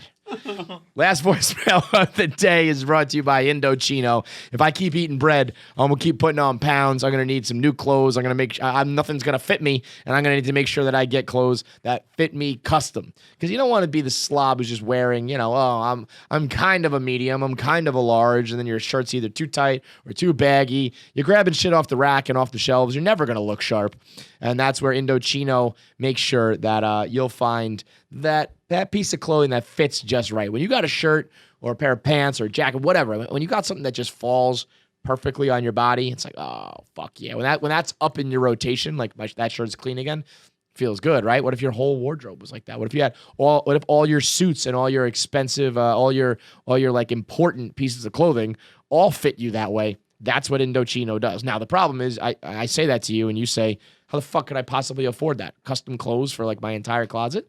Well, that's where Indochino makes it more affordable. You can book a virtual style consultation online, or you can shop at you can go to a showroom if you want to. Right now it's probably tough, but when things get back to normal, you can go in person and have a tailor measure you and fit you. But you can do it online with a virtual style consultation, and that will show you your sizes, your lengths, your widths, your heights, and it will make sure that you know your exact measurements. And then they can make you a suit, a blazer, a shirt, a coat, pants, whatever that fit you exactly, custom to you, with a fair price. Now, for me, it's like, when you're skinny fat, that's weird, and not many things fit me perfectly. I need like my measurements. And when you're fucking John and you got like those fucking fat big steroid arms that are fucking muscular, you gotta get shirts to fit you. And that's what Indochino can do for you, all starting with suits at just $2.99, customizations included. So right now you can go to Indochino.com and use the promo code KFC when you check out. and you'll get $30 off any purchase of $3.99 or more. So everything starts at just $2.99, but if you bump it up a little bit, go $100 more, you'll get $30 off that. It's worth it to add, split the difference there and get yourself a nice suit that fits you custom. Go to Indochino.com, promo code KFC. Last one. What do we got, Nick? Do you want virginity or ass eating? Virginity or ass eating? Jackie, what do you say? Virginity or ass eating? Do it. Say it. You know you want to say it. Love to put me on the spot. Do it. Say it. I don't know which way to go on this one. I guess ass eating. I don't know. That's why she's the KFC radio intern. She knows what's up. Let's go. What do we got, boy. Nick? Hey, so I know it's a pandemic and we're not supposed to be eating ass, but I recently had an experience that, you know what, I was going to tell a story, but I'm not going to get into it. Anyway, I'm just wondering, I know that's We're doing a big callback. thing for guys now. Is reciprocity expected there? Because I feel like I was kind of blindsided in the situation, and I don't really know what like common courtesy is there. So let me know if that's something that like girls are expected to do, because if so, I may just decide to be gay. Well, you're still going to have to do it there, too, anyway. I would say expected is not the right word. Reciprocity, no. But it's increasingly, like, we're getting there. Like, it's getting way more common, I think. It's certainly, when ass eating first blew up, when it got hot in the streets, we were pretty much talking about eating a girl's ass. As time goes on, and listen, this all bookends very nicely with the conversation we've been having today. If you want like the modern world where everybody's kind of in tune with everything and everybody's treating each other fairly and equally, get the Manscaped out. Everyone take care of their business, and yeah, you should reciprocate. I would say it is all but expected of a guy now. Yes, it is. I mean, I think if I hooked up with someone. And like, if they were like, "Whoa, like, what's that?" I'd be like, "Oh, what are you talking about? Like, that's just part of the package now." But not for a guy. Yeah, No. I think if a guy, I will say, if you're in a relationship, I think I would expect it. Maybe not right away, but like if we're gonna be like consistently having sex together, you better get up in there. This changes so much with Jacqueline on the line. I've listened to this for so long. She's it's a lost cause, okay? And she's young. They're the ones leading the charge. Give me a fucking break. I would say right now, if it's like a hookup, just like, you know, a first time, or you're only like hooking up like every now and then, and that happens, I think it would be like a welcome, like, whoa, okay, all right, we're doing that. But I don't think it would ever be like, if you finish up the night, I don't think a guy would be like, this chick didn't even eat my ass. Yeah, what the fuck? I would. You know? I would never in a million years think that. Right. So like, there's no reason to become gay. Call it. 'Cause there's like, I think that more guys than are willing to admit want it, or at least want to try it if they haven't yet, or would enjoy it if it happened. But I think they understand that we're not at a point yet where it's like expected. yeah. You know. But I think it's coming. You think so? I mean, I'm not saying like, you know, within a matter of like 6 months, it might be a little bit longer, but I think that you know, it's becoming. It's almost. I guess it's kind of like. I think that girls. Do you think that regular oral sex is skewed one way or the other, or do you think it's like guys and girls equally go down on each other as much? I would say because I think of like I think that there was a point in time, and I don't know if we're still there anymore, where especially when you're younger, before like people are like having sex, but it's like I blew him, like I just gave a guy head start to finish completion. Mm-hmm. Whereas that's a guy wouldn't just be like I just went down on her and that was it. So I think there's a time where like guys were getting more head than girls. I would say yes, but I don't know if that's the case anymore. I don't think. Again, I can only speak for myself. I would say that pretty it's not even, the right? case. So I think that ass eating is probably like blowjobs and going down on a girl were like a long time ago, where it's skewed a little bit more. As the far opposite, as guys are expected to do it more, and girls, if they do it, is like a nice bonus. Yes, I would agree with that. And do you think that there, out of all of the corona restrictions that the government recommended. Yeah. Do you think there's one that was less listened to than I mean, people stopped kissing for sure, I bet, but like there's no way people stopped putting tongues in butts. Dude, like people are like, yeah, I'll wear a mask and gloves and fucking wash my hands for 10 minutes a day, which I don't do anymore. But I said that on the radio today. I Casey was appalled. I saw that. I hammered that no because it was a poll. I was like, fucking, I haven't washed my hands in since March. Okay, yeah, like is that one time where like every hour I'd get up and wash my hands. Yeah, and then I was like, well, I mean, I don't get me wrong, I hand sanitize and all that shit. But But it is funny, like if you I said, touch my dick, I'm not washing my hands. Right, and there was a time where it was like I will scrub like the skin off my hands. Oh, I had legitimately raw hands. But for I like will put a my month. tongue flat against your asshole. I'll try to put it in, no problem. It's crazy. It is a weird thing that we do. It's weird to like Corey Krug dropping the gloves. Oh, come get some. Corey Krug eats some butt. It's funny that it's like something that this is a sloppy fight. Yeah. It's something that like not only do you do, but I'm like excited to do it. Like, what is wrong with me? That's crazy. What's wrong with all of us? I don't think it's just a me thing, but it's like, yeah. Oh, spread it. Spread them. Let me get in there. They're happy. I'm happy. But I honestly, while I will say I don't think it's expected, I think if you really want to, be great in bed and please your man, you should do it. Trust me, he'll like it. He'll enjoy it. Unless he's some like fucking masculine, this is fucking gay. Whatever, it's just the tongue of your ass. Calm down, Nancy. Calm down. Calm down, you big fucking pussy. Let a girl lick your ass. Yeah, you can play with the toys after. We're not saying you got to get pegged. That's for later. Just let it get a little tongue in the ass. All right, that's it for today. Or that's it for voicemails. Let's get into our interviews. I mean, Sasha Grey, perfect. Although I will say this. If you're not aware of what Sasha is now and what she does, I think you'll be surprised by this interview. It's not, she's not just a porn star. She is very well read and very motivated to change the world and speak on social issues and all that stuff. So a very interesting conversation with a girl from porn, from Entourage, and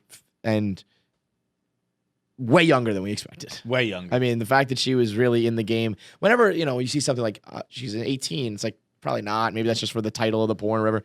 Like, Sasha was 18 years old when Sasha's she was my age right now. Right. Like, I would have guessed I was watching Sasha. She's a year older than She's me. had like 2 or 3 careers. Right. She's the same age as you. It's nuts. Interviews brought to you by Miller Lite. Miller Lite's back in action, back on the show. And guess what? We never left. We've been drinking it the whole time anyway because it's the most refreshing beer. Great taste, less filling, as our boys out in Chicago say. It is, when we started this off, it was, this is the official beer for your Zoom call, for sitting at home in your quarantine, when you're hanging out with your friends over the internet. And now as things are opening up. Yeah.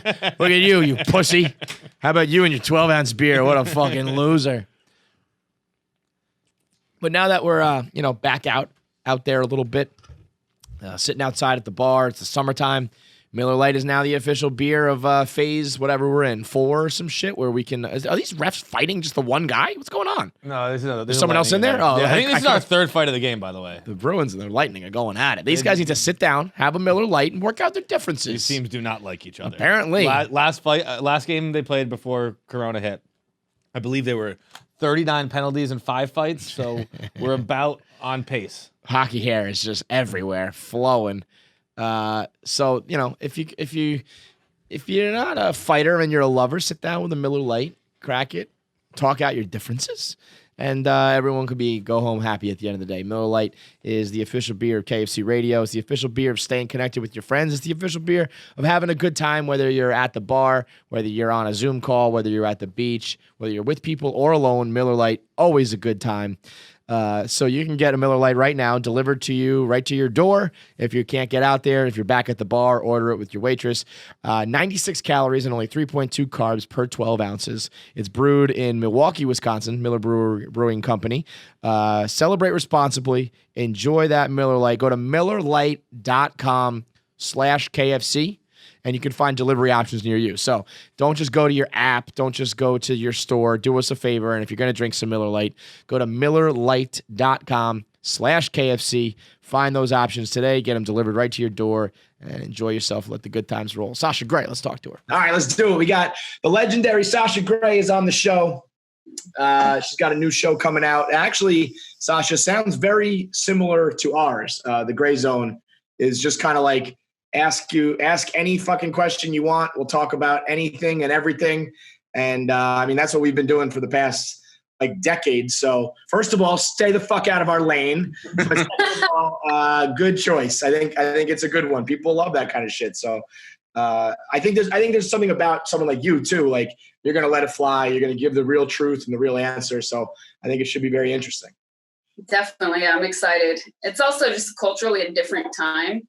I feel like sometimes I'm a broken record, but now our culture and probably social media has a lot to do with that, is starting to open their minds and be more receptive to other people. So, and other points of view, even though we're living in a divisive time. But when you say you're a broken record, what do you mean? I feel like I have my entire career sort of talked about the same things, right? So even when I'm not talking about empowerment, somehow I'm talking about empowerment one way or another.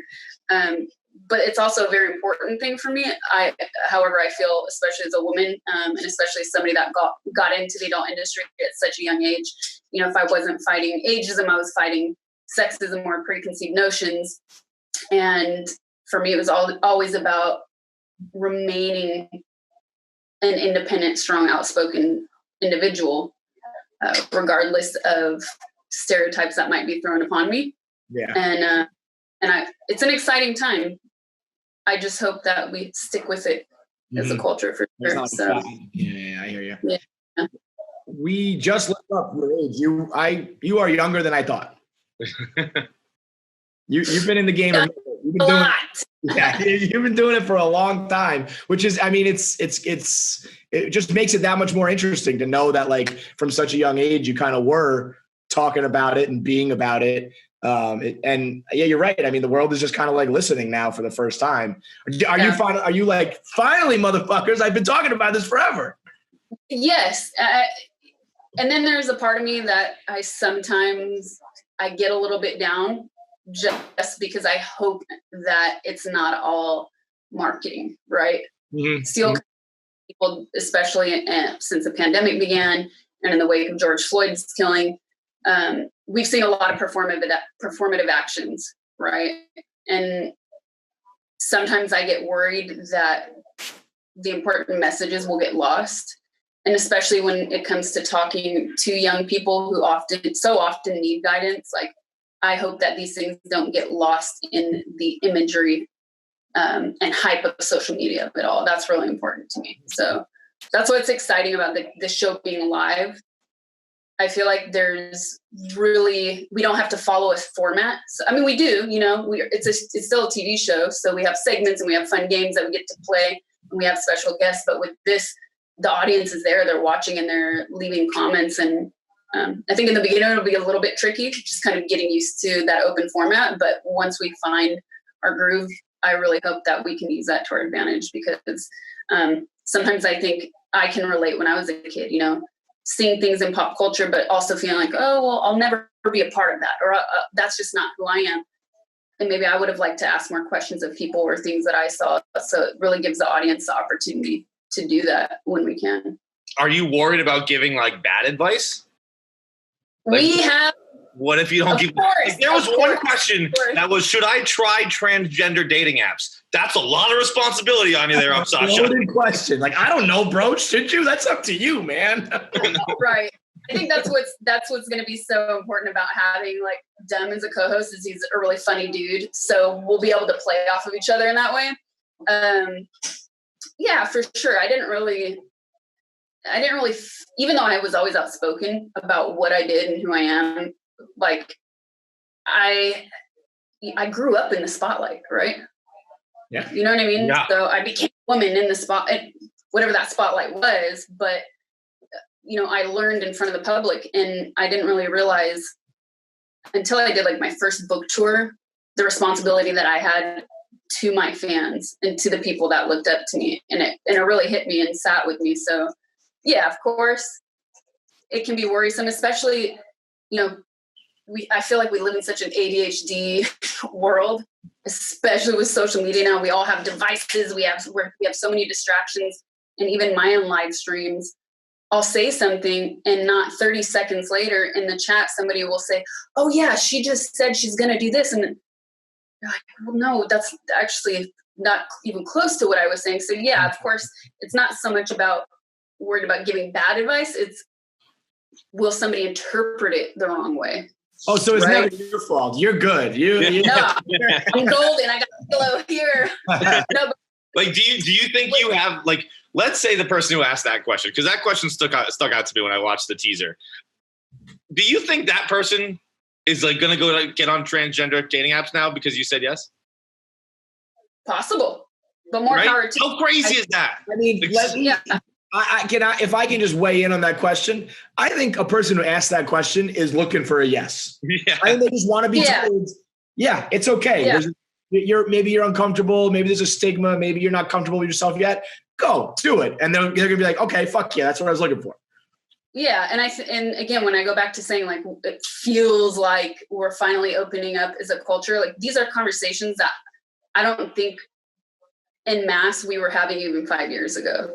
Like I had done, I'll tell you, I even had interviews that I was supposed to do, like long format things where people try to change my voice, you know, and they wanted me to write a different piece. And so I would leave and I would say no, or they want to frame you a certain way. And so I feel like it's really time for the underrepresented to be able to have a voice. And that would have been so important to somebody like me as a teenager, right? Mm-hmm. And as a young adult too. Do you think you are still, have you written enough books, done enough acting, and done enough outside of porn that like are people still surprised when you are pretty well spoken, pretty articulate, pretty like into these issues and on, you know, do you think that you've broken out of that mold and that stereotype enough? Which, like, you know, we did our show with Asa Akira for a while, and like I learned so much more about that industry and what's wrong with the stereotypes and the problems with them, and like, but I feel like most people really haven't. So do you feel that you're still like surprising people when you write a book or give a speech or talk to people or whatever? Yeah, it depends. And like I said, even 5 years ago, we probably couldn't have had some of these conversations. And when I said, sometimes I worry that like, it'll be, these topics are performative for some people. It also comes from just such a personal place of like, hey, I've done these things. And then even in my own country, it's hard to get certain people to pay attention to them. And then I leave and I go around the world and these thoughts and ideas are embraced, right? So especially for America, I'm like super excited about this. But yeah, I feel like it's a case-by-case basis. Mm-hmm. I feel it more so here than when I go international, like travel international. Really? Yeah. Man, I keep hearing more and more shit like that about this country from like all different walks of life. And it's like, boy, we suck. We're doing a lot of shit wrong right now. I want to change that. I've always wanted to change that. And I think it's an important message, you know, because especially for kids, we live in, you know, when you're young, you live inside of your head so much. And there's so often you don't have a figure to bounce these ideas off of. Mm-hmm. And if you try to, you're usually shamed, right? And there's different statistics too that like we'll go over on in the show where, fuck, it's 2020 and we're still here. We're still in the same place. But I hope we can change that, even if just a little bit. You've mentioned a few times that like it would have been nice for a younger you to have like that voice to hear.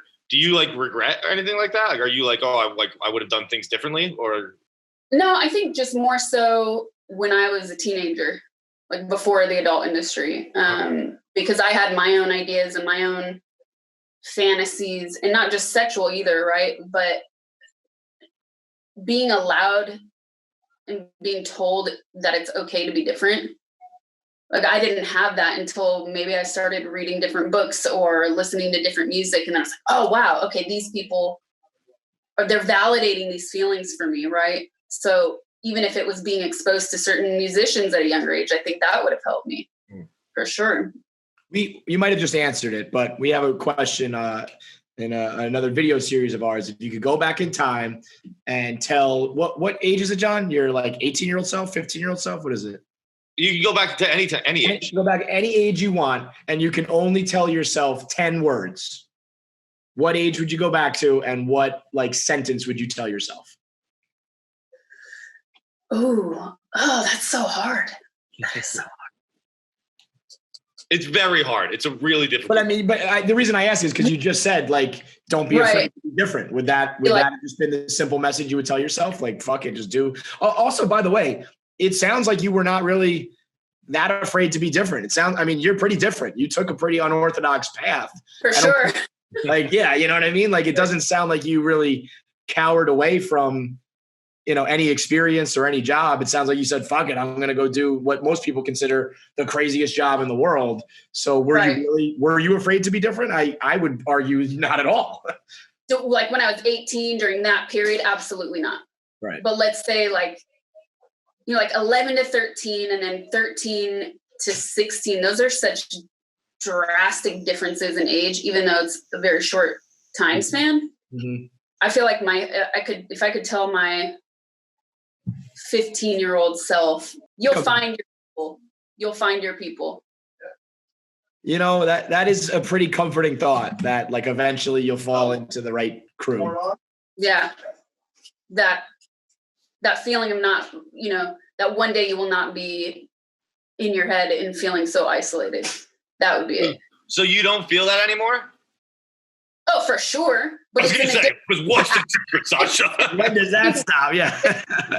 Before it was like, let's say, even within my own circle of close friends, I was still always the odd one out. I was still always, you're weird. You're weird, Now it's more so just not so much like the stereotypes that people throw at me, but rather being a person in the public eye and how that affects relationships, like friendships even, and sometimes it can be hard just to trust people and their motivations. So it's a different sentiment. It's a different reasoning. Do you think that this mentality you have and this approach that you have is a big reason why you were so successful in the adult industry? 100%. Yeah. I mean, obviously you're pretty, obviously, people want to watch, but like, what was it about you that, you were like top of the game for a reason? Why do you think that was? I was young. I was 18, white, and outspoken. And I wasn't afraid to try anything. Yeah, well, I think that's what a lot of people like watching. Yeah. So it's not just like I never played a passive role, you can say. So I think not that I saw. Would you put yourself up on like? So when Asa was on our show, we asked her like, all time, where does she think she ranks? And I don't think Asa put herself in like the top 50. It was like a crazy number. She's crazy. She's self-deprecating. That's her thing. Like, Asa, you've been doing this for like 20 years and you still, shut up. You're like top 3. And she didn't think so at all. Where would you put your stuff? That is hard though, I have to say. I'm not good at ranking systems. I really hate ranking systems. I don't know. Okay, would you say you're on the Mount Rushmore? Top 4 or 5? Yes or no? Sucks. Bill, take down all statues. I don't know, like top 10. Top 10's pretty. Yeah. You're safely top 10. Yeah, we'll answer for you. Yeah, top 10. Do you? I would imagine most people will know you from the adult industry, but do you get a lot of entourage nuts? Because we have a lot of people at work who are entourage fans who like still to this day watch it every night, can recite every line, and will probably know everything about you just because you were on that show. Is that almost equal with like the porn fans? An insane amount. Right. I have people when I'm streaming on Twitch every day, every single day. what? Oh, that's where I remember you from. You ruined Vince's life with drugs. Like, it's not real, right? Right? They don't. Entourage fans are like wrestling fans. They think that shit's real. They think that Gold and Vince are real people. There are some. It comes up so often. One of my moderators is like, we need to make a command for this because it gets old, like repeating the same thing every time. So get it a lot even today. That was your scene in that, or not your in many scenes, but the pool scene where you have Bush out. I think that is one of the more iconic scenes, and I think that led to a Bush revolution, Sasha. It did. It really did. I remember seeing that and being like, that's different. That's not what most girls are doing right now. That's important. Yeah. I feel like I wasn't the only one in the industry at that time, but I think it took it outside of the industry, right? And I just remember people going crazy. And when I was doing press at the time, like it just kept coming up. I'm like, why are you so shocked? I know you watch porn. You're seeing it. Yeah. Funny. Are you involved in the adult industry at all anymore? Do you do like fan events or, obviously not shooting or anything, right? But do you still do appearances or those like conventions or anything like that? No, not really. No. And I had started DJing around like 2010. So I was like hosting parties at clubs before that, which is kind of just like a segue out of that convention type circuit. Yeah. And then, but I was writing a lot about music and life and making music. And then I was like, I want to DJ. I think actually somebody came to me first, like, would you? And I was like, would I? Yeah, it's better than just hosting in a club, like taking pictures, like let me bring the party. And then I felt like that kind of took over because then I can still do like meet and greets before or after the shows anyways. Is it something that you like don't want to associate with though? Like did you purposely try to distance yourself from that industry, or is it just that you naturally kind of moved on? I think it was a natural timing. Especially actually I didn't even make like a quote unquote retirement announcement until 2 years after I'd already left the industry. Mm-hmm. And I feel like I was probably still probably went to like one more award show or something like that. And then I came out with the book. And then during that press tour, somebody had actually brought it up and I was like, actually I'm not even in the business anymore. So it just happened sort of naturally because I had all of these other things going on. If you got an invitation now to an award show, a convention, some sort of event, would you go, or is it something you're trying to stay away from? I don't think so, just because usually when you're going to those things, it's about like promoting a movie you're in, mm-hmm. right? Or promoting a website, or you're working for a company. So I don't really understand what my purpose would be there. But all right, I'm hypothetical. Asa, a couple other like major titans of the game are going to do a video together and just talk about like the industry. Would you do that? Right. You find value in that, or you just like? Sure. Yeah, because look, for me, it's even though I'm out of the industry, it's still important for me to carry on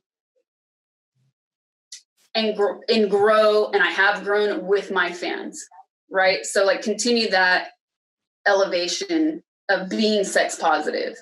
And so it's just finding another way to do that. And that's another reason I'm so excited about the show, because we can still have these conversations that are incredibly important. They're still valid today, but it's just doing it in a different way.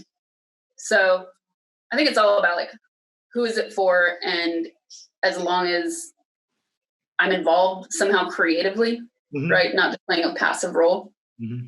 Is there any part of you that feels like, I get not regret, but like you're jealous of like the OnlyFans revolution? Like, are you? Yeah, you came up with the wrong time, girl. Yeah.